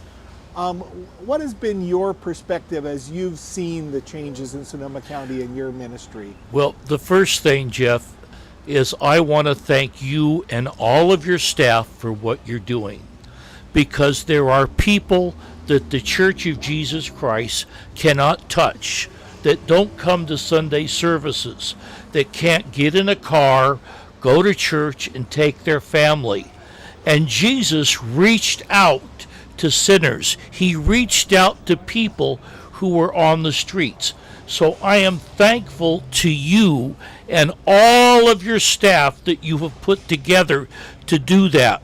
The other thing is that in life, I have seen Sonoma County go from a blue-collar county where people are working with values, where people had church part of their lives. For instance, in Rohnert Park, the symbol for Rohnert Park used to be a school, a park, city hall, and a church. Now the symbol has taken away the church. So our county has become more secular. But Redwood Gospel Mission has always been there to give someone physically a place to sleep, to give them something to eat, but more than that, you in a loving manner have been there to open the door of the hearts of people on the street with the problem they have of sin. And we know that Jesus, when he was on earth, he said to people, what's easier for me to do a miracle or forgive your sin? But you and this wonderful mission has been able to bring salvation literally over these decades to thousands and thousands of people. Now, where the mission is located here, this used to be the part of town that nobody came to.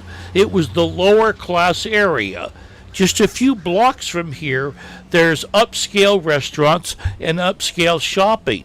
But in the midst of all of that economic increase, there is still the human heart of the people who are rejected, the people who don't have anybody that love them, the people that don't fit into middle class society. And that's where you and this wonderful, wonderful mission comes into it. You lovingly are helping people with their problems. You're helping them with housing, you're helping them with food, and this is the very important thing. You are not dependent upon the government for money. You're not there begging the city council. You're not there begging the board of supervisors. You always don't have your hand out expecting government support. The wonderful thing about you in this mission is you minister by faith. And because you minister by faith, people know your hearts. They know that you have integrity. They know that you are real. They know that you're not a phony. They know that you don't play the game of saying, I'm going to have a nice sugar-coated smile to have my hand out to get money. And people in this community see what you're doing, and they respond by giving back to you out of their hearts. It's a heart-to-heart ministry of what you have. It's so valuable, so important. There's one other thing you do that very few nonprofits do, and I don't know of any church in Sonoma County that does it. You not only help people with housing, help people with food, help people with counseling, but on a vocational basis. There are hundreds of people on the streets who couldn't get a job, who didn't fit in. And through the Redwood Gospel Mission, through what you do, people have jobs, they're paying taxes, so it's the total package. So I am just thrilled over the decades to see what you're doing, and I know and I hope you'll continue to do it and go forward. And by the way, I admire you for being out here for 24 hours. I don't know if I could do this, but it's to let everybody know of the tremendous ministry and the impact that you and the Redwood Gospel Mission have had on Sonoma County. Well, thank you, Chip. That's what I get for saying hello, Chip. That's easy. Yeah, easiest interview I've ever done. So my wife doesn't know that I can stay out here 24 hours either. She's dubious about that. But I am. I know that you've had some personal contact with some people who have been part of Redwood Gospel Mission. That's right. And you actually married a couple. Yes. One is a graduate of our New Life program. Yes, James, yes. Yeah. And so what, as you see people struggling with homelessness, what do you see as the root issue? I think the root issue of homelessness is that in our culture, even though we appear to be a very open culture, and even though we have a lot of opportunities, there are some people that just don't fit into vertical mobility in middle class society. They just don't fit. It just doesn't work for them. And the government tries all kinds of things with education, but education is not motivation. Now, because you and the mission have the love of God in your hearts, people sense the love of God in your hearts, and that in their spirit gives them motivation to take the next step, to go the next mile, to go to a Bible study, to go to a class, to become part of a group. And so the root of homelessness, I know people say it's very complex and this and that and the other thing, but from my perspective, there are people who are just lost. Jesus talked about the lost, and they're lost because they don't fit. They're lost because of sin. And I don't like the Freudian perspective in life that says, because of your background, you can't go forward. You're a victim. Well, what you do and what the Gospel Mission does, you always emphasize the positive. You always emphasize the victory of Jesus Christ. You always emphasize that you can be better. You can do more. You can be strengthened. And with that wonderful attitude of the victory of Jesus and the attitude of all your workers. My grandson works at the new thrift store in Roanoke Park, the super thrift store. When you walk in there, the people at the counter are positive. Everybody is working as a team, and you're just not buying something off a rack. You sense the spirit that is in Redwood Gospel Mission, and that spirit lifts up the people who are down at the bottom. Well, bless you. It's a delight to have your grandson working at our super thrift store, and he is.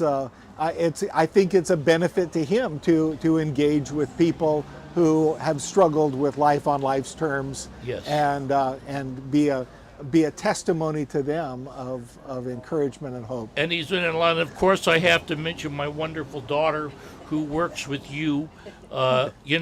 Let me say one thing. Since she's been working for you, she looks younger and younger and younger.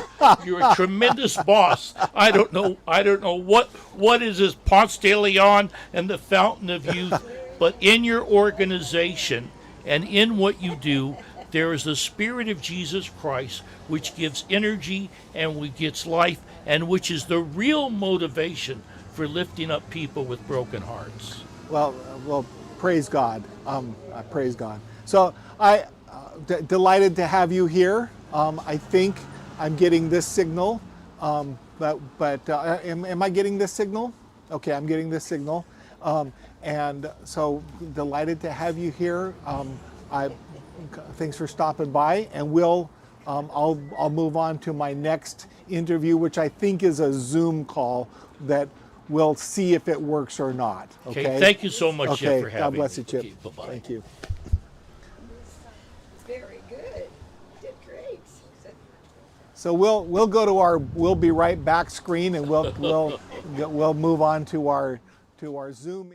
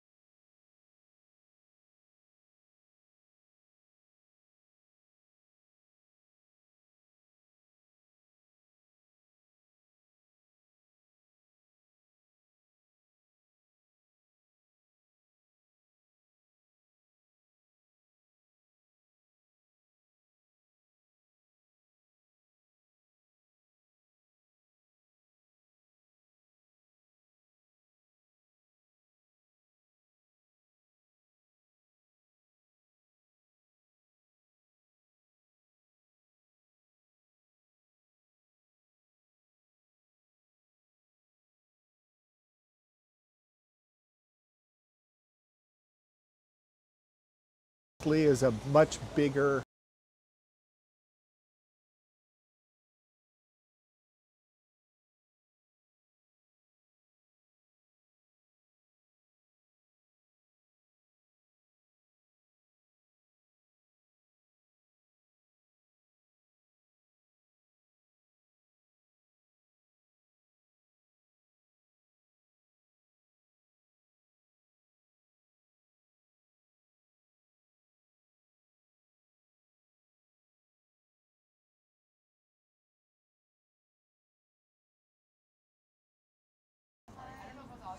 Mm-hmm.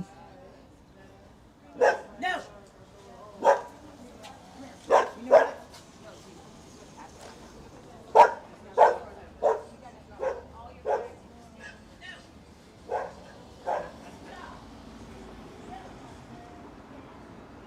wonderful.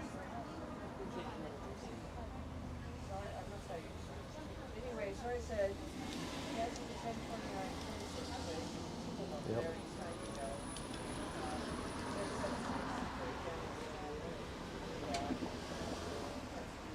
Yeah.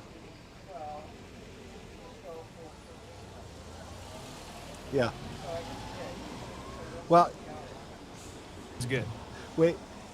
it has helped us that initially it was a bit of a mess, but it helped us be free to know that people are going to be casual since it's a live stream, and they're not expecting the production quality that you would find with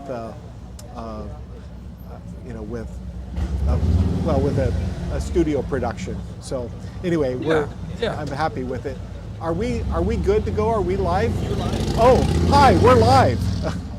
So Well, there you go. So how's it going so far? How have your conversations been? So it's a God thing. All of a theme developed that I didn't plan for. It was certainly I hoped for it, but a theme began to develop of people, either regardless of where they were coming from, that talked about the importance of relationships in solving the problem of homelessness. Talking about the importance of spiritual life in overcoming homelessness, the importance of it was really this theme thing that developed, and people would come and they'd share their stories, and I'd ask questions, and people felt really free to talk about their perspective, etc. And that came from folks regardless of whether they were people who were experiencing homeless or had experienced homelessness, whether they were volunteers, whether they were community leaders. We had our Merchants Association president here as one of the speakers, and it's just been a very positive thing. So I'm super excited about it. I may not be so excited at 2 o'clock in the morning. So tell me what homelessness is like up in your neck of the woods. We have a county of just under 500,000 people, and we have experienced pretty much on average in our homeless counts about 1% homelessness in our county, which is not a small amount. I mean, thousands of people on the streets of Sonoma County, and it is one of those. It is the social issue that creates the greatest sense of frustration and anger among many people, and so much is done with it. I mean, it's a focus of county government. It's a focus of city government. Nonprofits have sprung up left and right to try to address it, and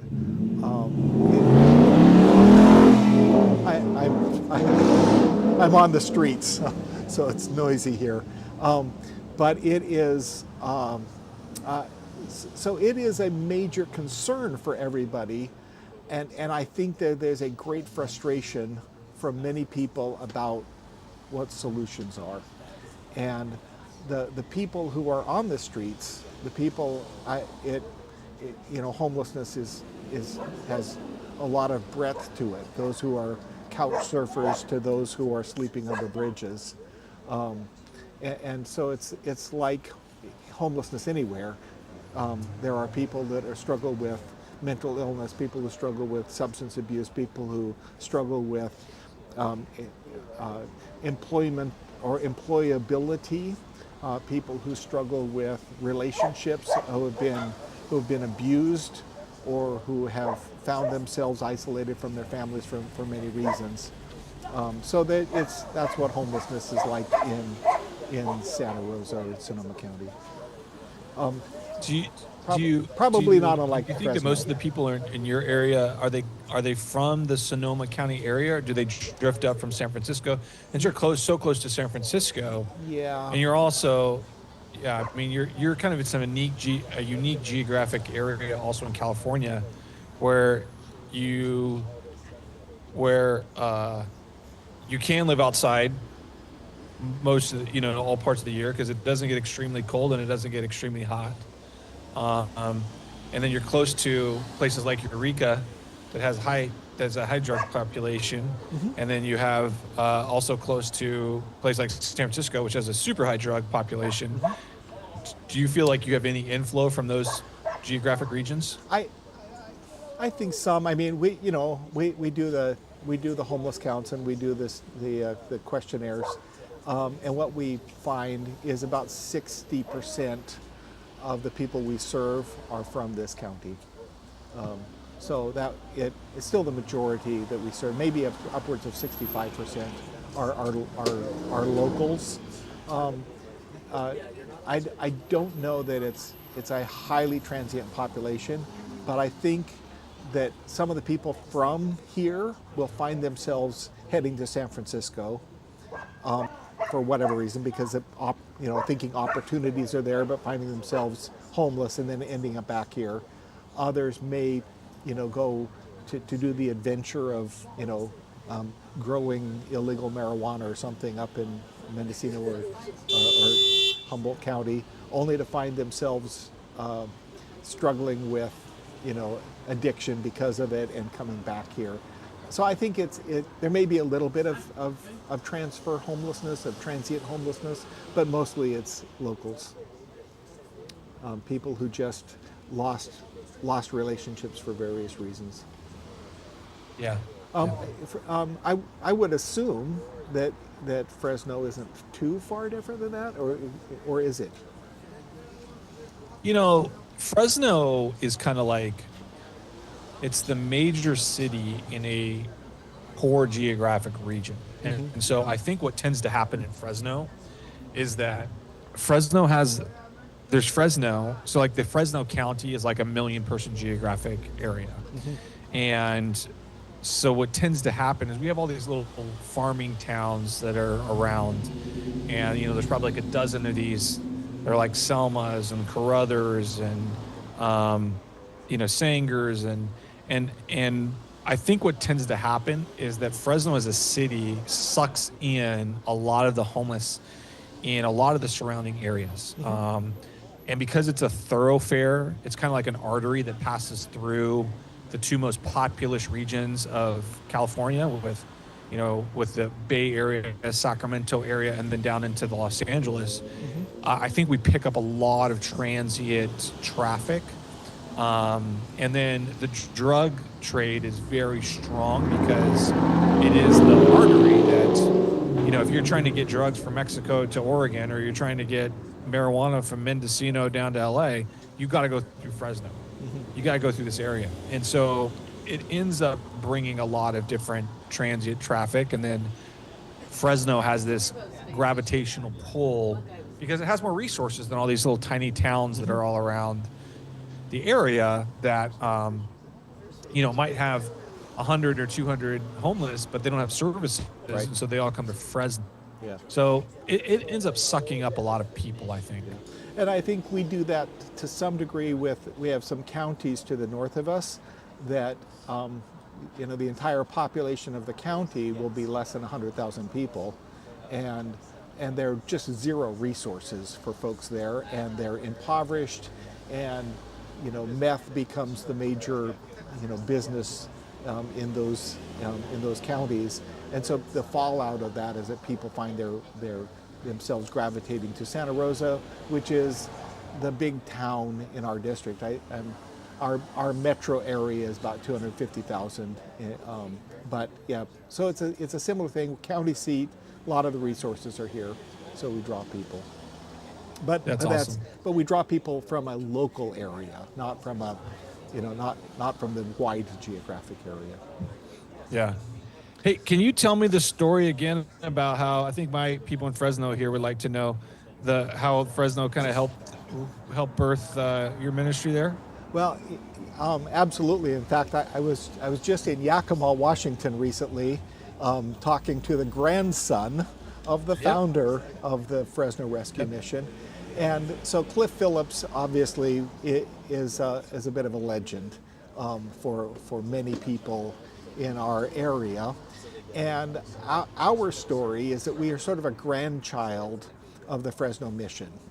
And in fact, I think I mentioned when I was there talking to some of your team members that in our articles of incorporation, it said that if we go out of business, that all of our assets go to Fresno Mission. So in case there's ever a need to expand your ministry into Santa Rosa, it's written into our bylaws.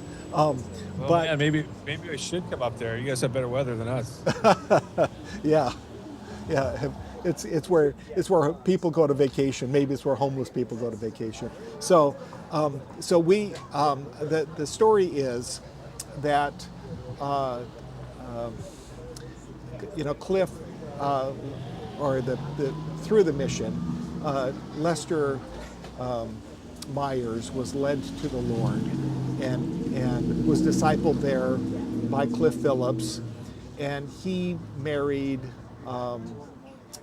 Pauline, who was the founder of not founder, but she was the director of the maybe the founder of the Evangel Home Ministry in Fresno. So Lester Myers, who was at the mission, and Pauline, who was at Evangel Home, they got married, and they moved to San Jose and started the mission in San Jose, which is now City Team Ministries, which is, a multi-city significant ministry. So Les and Pauline founded that, and they were headed up to Eureka to visit the mission up in to visit the mission up in, or not mission, but to visit the city up there to see about planting the Eureka Rescue Mission. And in the process of doing that, they were coming back through Santa Rosa, and they stopped for dinner here, and they met a waitress who asked them about what they were up to, and they said that they were here on business to go to Eureka, and she said, well, you need to start a mission in Santa Rosa. And so they came and looked around the town and decided that they were going to start the mission. So it was one of the board members of the San Jose mission that then came up and became the first director of our mission, the Redwood Gospel Mission. So wow, that's really cool. Yeah, so that's it's really a great cool. story. Yeah. I'm sure there's a bunch of those stories that we just don't even know about that are just floating out there. Yeah, I think Cliff ultimately, I think the number ultimately, he had his hand in founding 16 missions Wow. on the West Coast. Wow, that's pretty crazy. And so Fresno is Fresno's epicenter for mission ministry, for rescue gospel mission ministry. Yeah, that's really cool. That's a cool story that I'll pass on to my board. I didn't know that part. Yeah. So, what's your take? Do you think that we're getting a message out to the people of our country of the hope that can come through the ministries that we offer to people in need? Well, there's certainly been a lot of activity. I think we've certainly seen a lot of activity, across the United States. I haven't done an assessment of views or anything else like that yet, but we've seen I don't see a lot of empty benches. I see a lot of people that are having a lot of great conversations, and I'd be interested to see the feedback from everybody. I've known that I've seen a lot of like news stories that have popped up that I have seen, which I think is great. And yeah, so I'm hopeful. I always felt like in this process, I've always tried to take the pressure off of, for a while I was like, oh, I want to get on Good Morning America or get on like Fox News or something like that. And, I really kind of felt like, you know what, like we just got to be faithful and plant the seeds and let God water them. And, I think if God will want these benches to be viewed by the people that he wants them to be viewed by. And I'm whether that's 10 million people or that's 10,000 people, and so I feel resolved that whatever will happen is all good, is all gravy, because ultimately we just got to plant the seeds, be faithful with it, and let God water it. And certainly my hope is that the ones that participate will feel the blessing. It is a hard thing, and everyone's feeling good now. We're like 4 or 5 hours in, but I know how it feels when you're 10 hours in and it's 2 a.m. and you're like, why the heck did I do this? And I know what it feels like at 6:30 in the morning and you're like, why did I do this?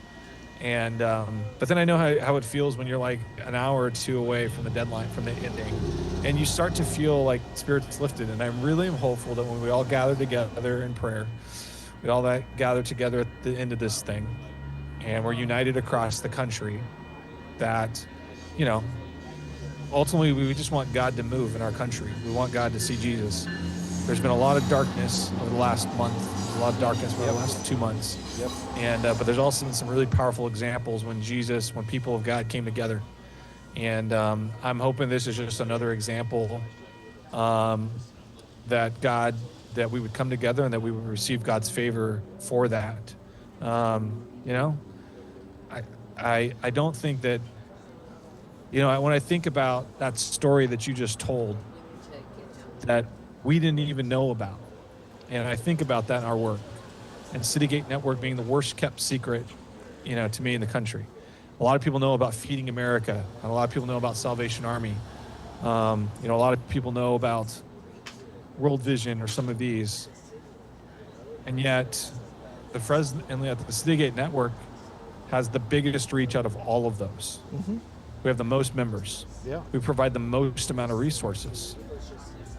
The most beds, the most meals, the most everything of those. All those things, and yet nobody knows about it. And I think about this, I'm like, on one hand, you will want these big public, everybody knows about what we're doing here on the benches. And on the other hand, like our movement has been built on people being faithful and driving to an obscure place in the state and saying, I'm going to start a mission, and I think about these conversations, and the parts for me when I've sat on the bench, the things that have been the most rewarding are not like when the media comes in and says, "Oh, look at you, Matt, you sat on a bench." It's when I walk through my dining hall 4 months later, and someone says, "You're the guy on the bench, huh?" And the people that I serve watch, and that to me is the most rewarding thing. And so for all the accolades and for all the pats on the back, the thing that to me was the most rewarding is when I walk down the street or I walk to my dining hall and they say, "You're the guy on the bench." And that to me is a value that won't come from Fox News. My producers are telling me we got to wrap it up, and I've got my next guest here. Okay. Thank you. Good seeing you, buddy. For Take care. spearheading this and for encouraging all of us in this. Thanks, Matt. You got it, man. Take care. Good luck. Okay. Good.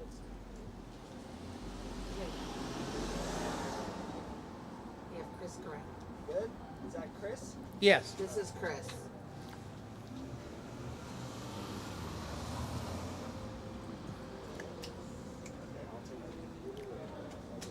Uh-oh. I messed up. Uh-oh. I hit the wrong thing. You can fix it. For 15 minutes. Okay, we're back live with off of Zoom, and I'm here with Chris Gorell. Wow, Hello, Chris. How's it Recording going, in Jeff? Progress. How you doing? I am blessed by the best. First, I've got to let everyone know, of the thousands of people watching, okay? I've got to let you know that my wife was caring for me. She provided me with the essentials. I've got warm socks so that at 3 o'clock this morning, I can have warm feet. So she took care of me with that, and she provided me with. You see, I lack vegetables, and so she made sure to provide me with carrot muffins so that I could have vegetables. So anyway, because carrot cake is my favorite vegetable next to zucchini bread. I think that's everybody's favorite vegetable. Yeah. So welcome. So Chris Gorell, what on earth do you do with Redwood Gospel Mission? I'm a guest service manager for the Ukiah Center for Hope. Ukiah Center for Hope? Redwood Gospel Mission is in Ukiah? Yes, sir. Who knew? That's an amazing thing. So you're guest services manager. How many people do you serve at the Ukiah ministry on a daily basis? Today we had 50. Okay. But towards the end of the month, the number goes up. So 50 to 80 people a day that you serve at the Center for Hope. That's an amazing thing. And how long have you been there? A little over a year. A little over a year. And prior to that, you were involved with another aspect of Redwood Gospel Mission. Redwood Gospel Coffee. You were in Redwood Gospel Coffee. We have a coffee program? Who knew? That's amazing. And so you've been involved in our coffee ministry. You've been involved at the Center for Hope, and you have your own story. Yes. How did you first get involved with Redwood Gospel Mission? Through I was an alcoholic and an addict, and I came to the Redwood Gospel Mission through the New Life program. Okay, wow. But your first encounter with us through the shower ministry. Was through the shower ministry. Were you in Cloverdale? Yep, yeah. Cloverdale. So we have our shower ministries that nowadays go from Willits to San Rafael. But you were, and we have a shower ministry. Who knew we had a shower ministry? So you got involved first. Your first connection was through the shower ministry, and then you came into the New Life program. What was you struggled with addiction? You struggled with alcohol. What give us a little bit about it? 4 hours already. 5 hours already. I'm tongue tied. Tell us a little bit about your background. During addiction, my addiction. Yeah, your childhood, growing up, etc. I was born in Nevada County, or Sacramento. Moved to Grass Valley, Nevada County, and grew up there until pretty much my whole life, until after my mom passed, and then I just took off and ended up getting stranded in Cloverdale in the middle of the pandemic, and was going to church, but I was still drinking a lot, more than I knew that. And the volunteers that were helping with the shower ministry, Shirley, she told me, she wasn't going to let me leave until I filled out an application for the New Life program. So that's kind of a short story, right? Well, there you go. But that's a great story. So you deepened your walk with the Lord. You've made connections, and so what are some of the important relationships that you developed while you were at the mission? My coach, who I still talk to, not as regularly as I used to. Probably once every 2 months or so, I give him a call. Okay. But my sponsor, who I call him about the same amount. So, and then my mentor, my church mentor, which I wish I could get a hold of him more often than I can. But so in moving to Ukiah, you now have your own apartment. Yes. And you made new church connections up there because you had to kind of leave your church connection down here, which was really important to you. But new home church up there, which I was doing video for a while, but they're switching me back over to audio for my church up there. So you're the sound guy for your church, and you're very, very connected. And your church is also part of the ministry of the Center for Hope. Yes. Okay. Yeah, they run, all the volunteers from their church run Tuesday, the volunteer group for Tuesdays. So overall, about how many churches are involved in the ministry of the Center for Hope? Well, through donations and stuff, if you count the donors, not just the volunteers, but I would say at least 8 to 10 churches altogether.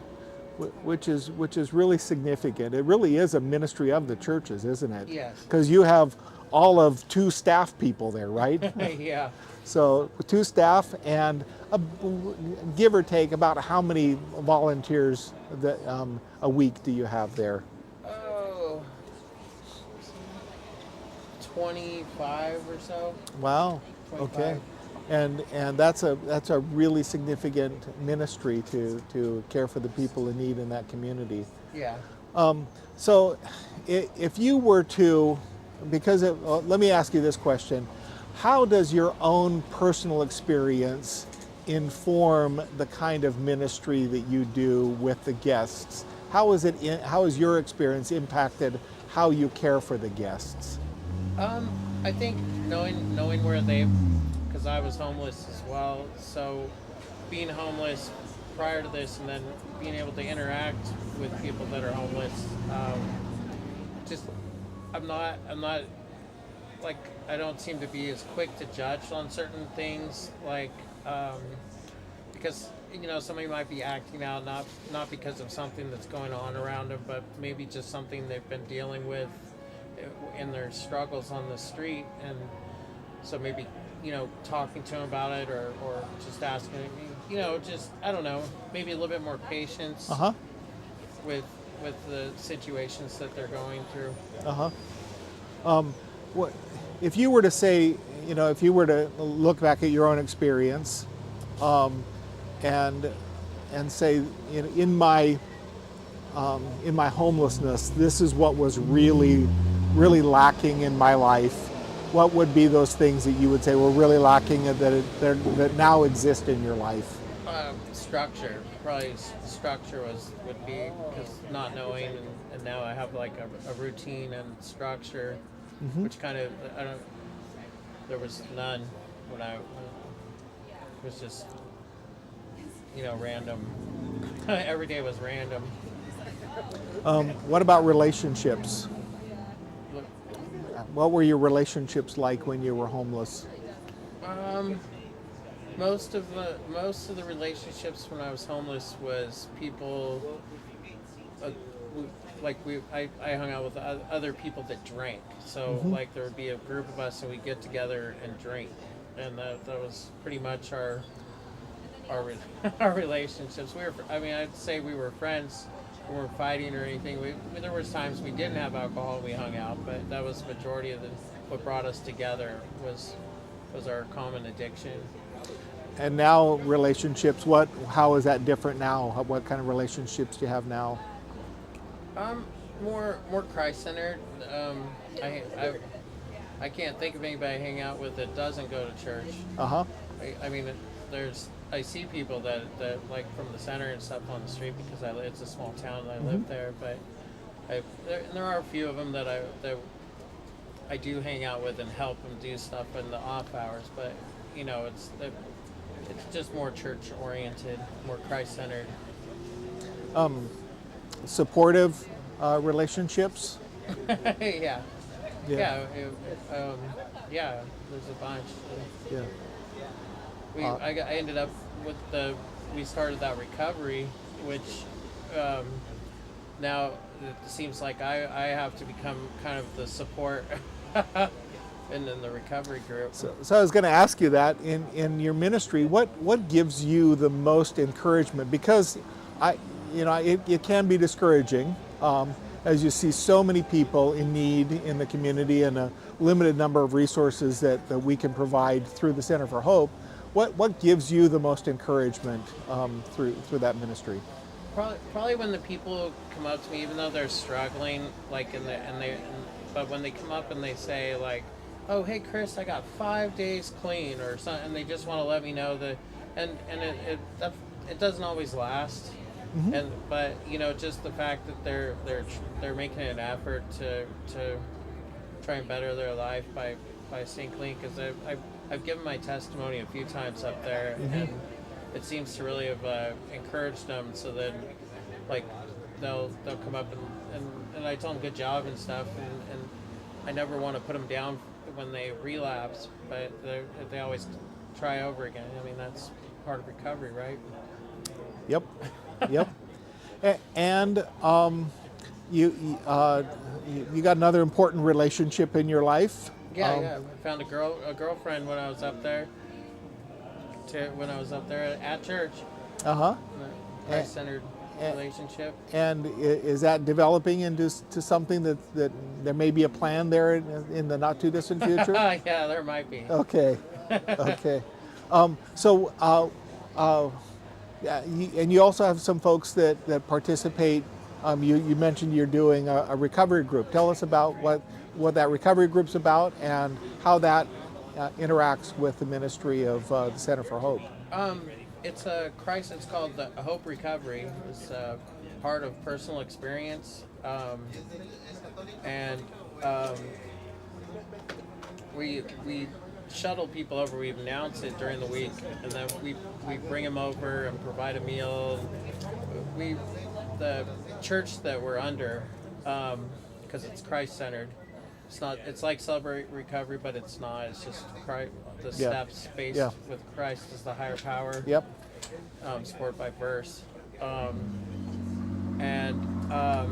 we bring them over, and it's okay as long as we get them to come over. They don't have to stay for the whole thing to begin with. They could just come for the free meal at the beginning of it, because then at least they can get comfortable. Not everybody's going to be comfortable right off the bat. Right. But it's just encouraging them to come over. It's so that we get. I think last week we had only 2 people from the center, but the week before that we had like 6 people come over from the center, and the week before that was the same 6 people. So it's starting. I think we've had 30. We started a year ago with like 8 people, and now we're up to 30 people every Friday. And so you're actually seeing some people that are experiencing next steps in transformation through Christ-centered recovery. Yes. Awesome. I try to encourage them.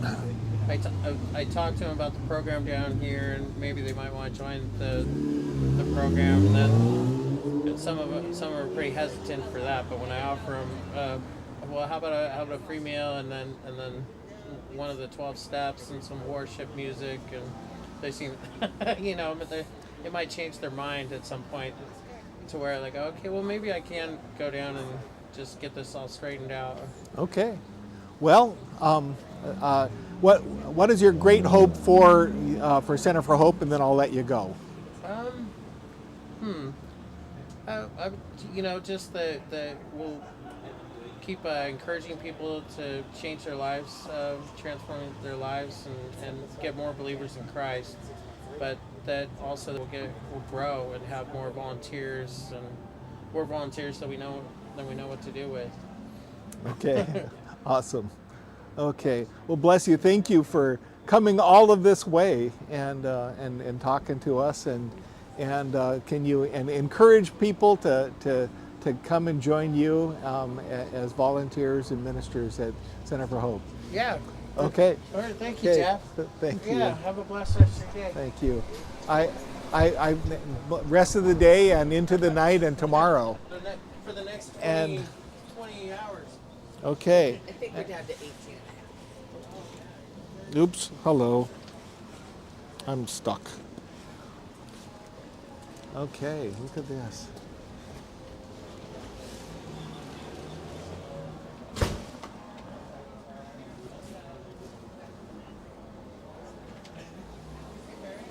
Did that sound okay when you did the other Zoom call? Once I had to adjust it a little bit, but it was good.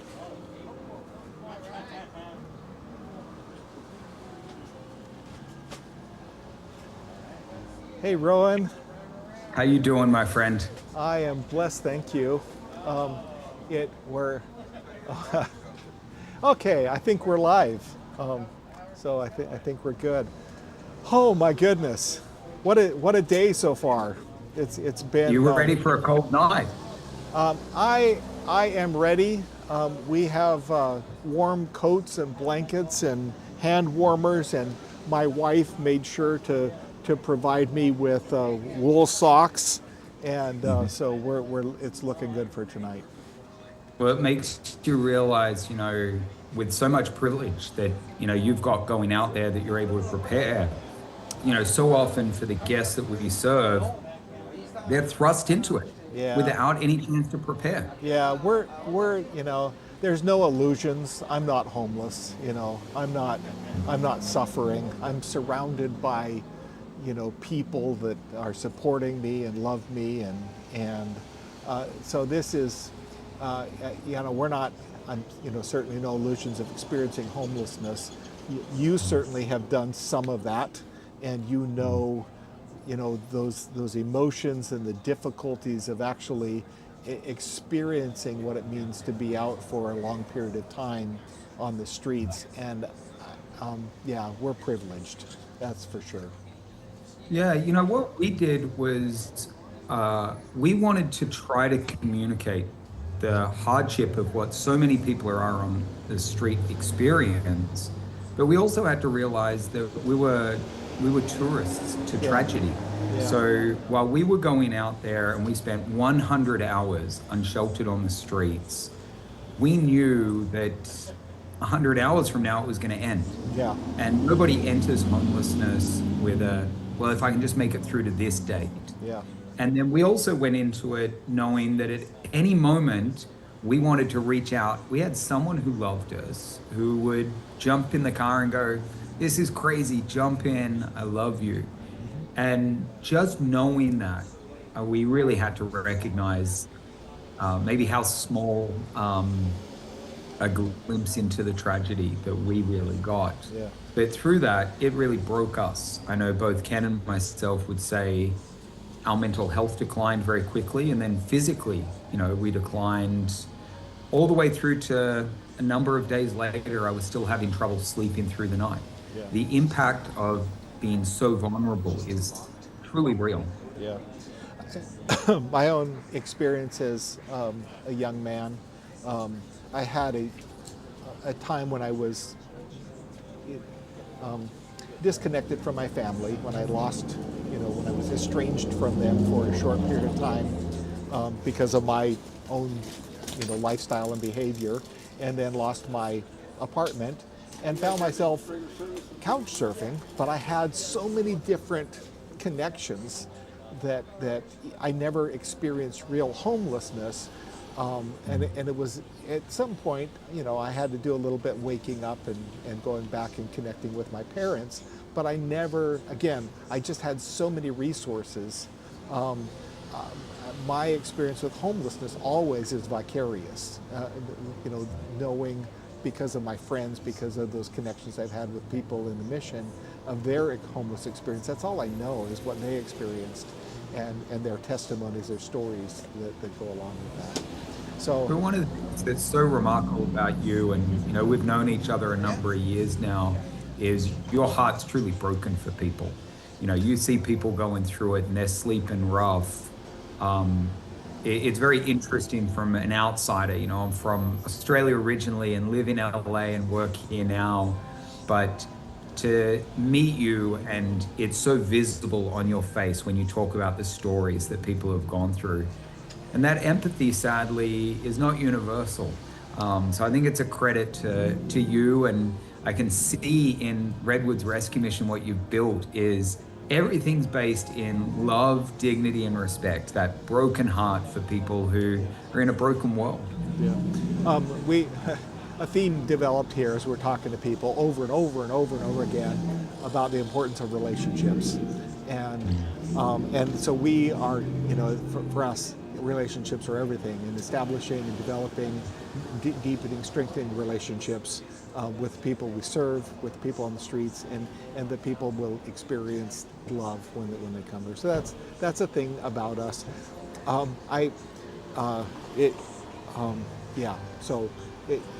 We want to be about relationships, and as you do too, right? It's you know, you have your relationships just have to be with, you know, 1,000 people instead of instead of the 150 people or whatever we deal with. Yeah, unfortunately, homelessness, we always think of LA as the Mecca. And it truly is. In LA County right now, there's about 75,000 people who are sleeping rough. Whether it's in a park, in someone's backyard, in the street, or maybe they're in a crisis shelter somewhere. But, this past year we rode from Santa Monica. We got 2 bicycles, we bought them with some credit card points, and we rode to Washington. And there are a couple of things that struck me. One, how divided the country is. It was really shocking being an outsider, seeing you go from state to state, from town to town, and we're very tribalized. The other things that shocked me was the missing infrastructure. We went to a number of towns where there was no social service support. There was a lot of dilapidated buildings, it seemed. The 2 biggest industries across America were Dollar Trees, which were replacing all the small businesses, and cannabis stores. And everything else was kind of going out. But overwhelmingly the most shocking thing for me was homelessness isn't an LA problem. It's an American problem now. And the government tells us that there's good on 600,000 people experiencing homelessness. Yeah. But I always remember our government's pretty good at a whole bunch of stuff. Counting poor people has never been the specialty of our government. And just that brief experience riding across the country has made me convinced that there's about 1 million people out there in the greatest country on earth with all of our resource. We have 1 million of us who are languishing on the streets. Yeah. And it was very shocking to me. So when we think about that million, that's I'll do the math, 0.4% of our overall population. Where you live, it's almost 1%. Where we live, it's 1%. We have 1% of our population in this county living on the streets. It is mind-boggling. 1%, and most people in our community, going back to something you said before about compassion, most people in our community look at homelessness as a homeless problem, a problem to be solved. And my wife, just bristles at that. She said, no, it's not a problem to be solved. It's people to be loved. It is not a problem to be solved. It's people to be loved, because they're people, they're human beings, they're souls to be loved. And we struggle with that as a society because we don't know how to do that as a society.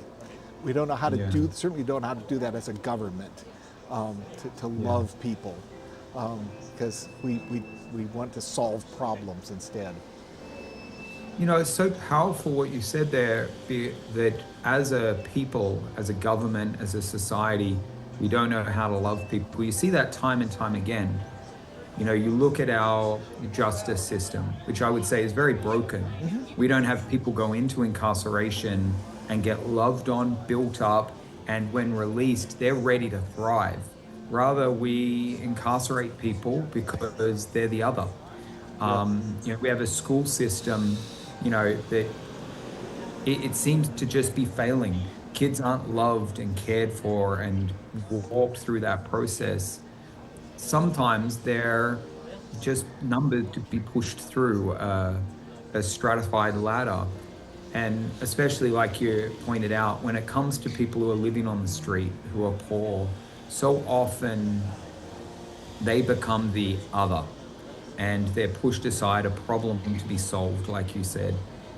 And what you see at rescue missions all across the country is a different approach to it. Here at Hope, we sometimes get accused of being a bunch of hippies. And it's probably true. We think that if you treat someone with love, dignity, and respect, people are pretty awesome. And when they're given that empowerment, they can overcome addiction. They can overcome some terrible life choices.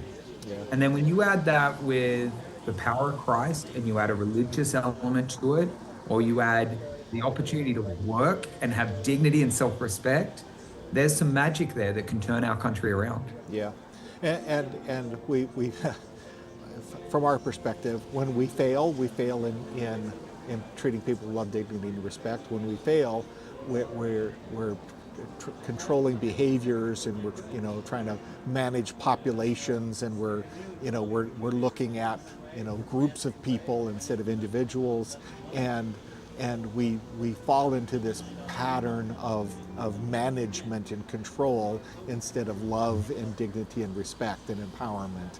It is such hard work, and is so counterintuitive to love people into recovery.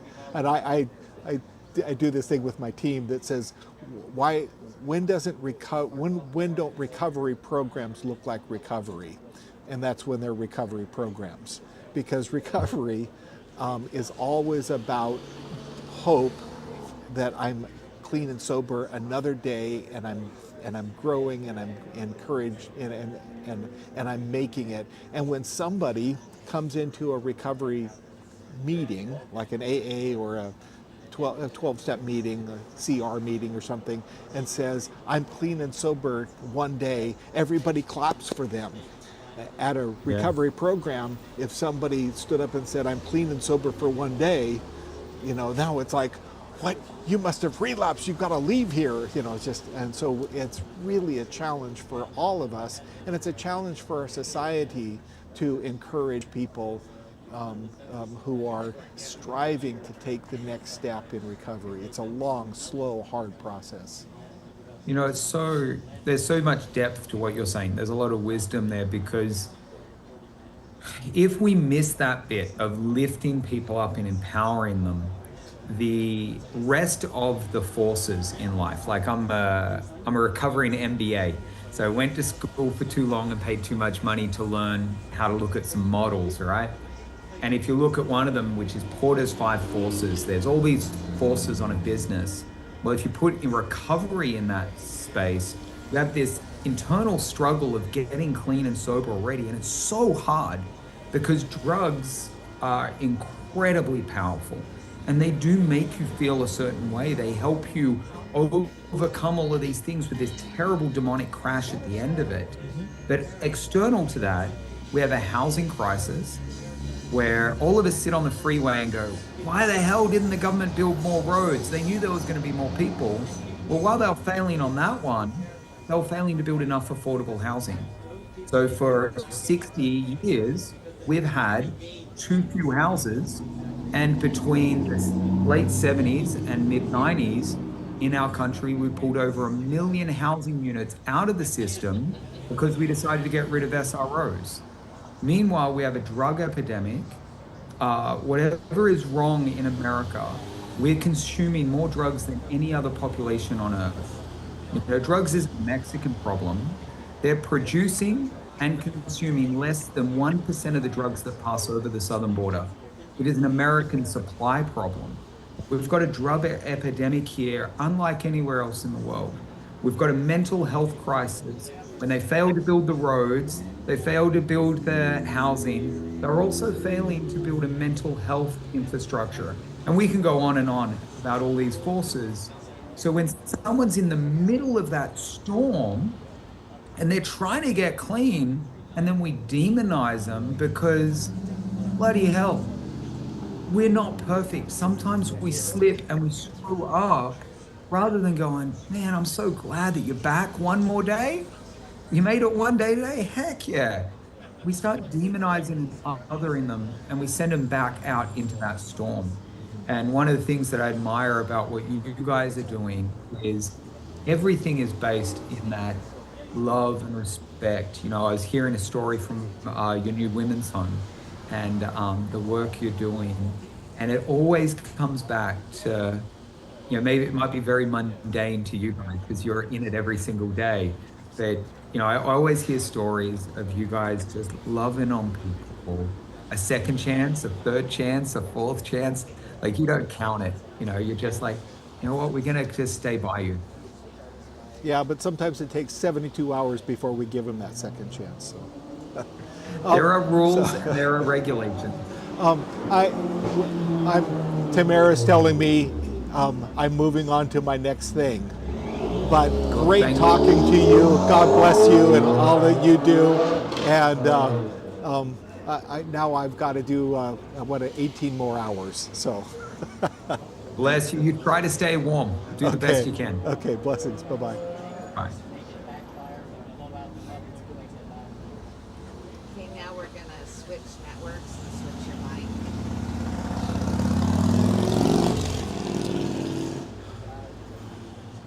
I didn't introduce you.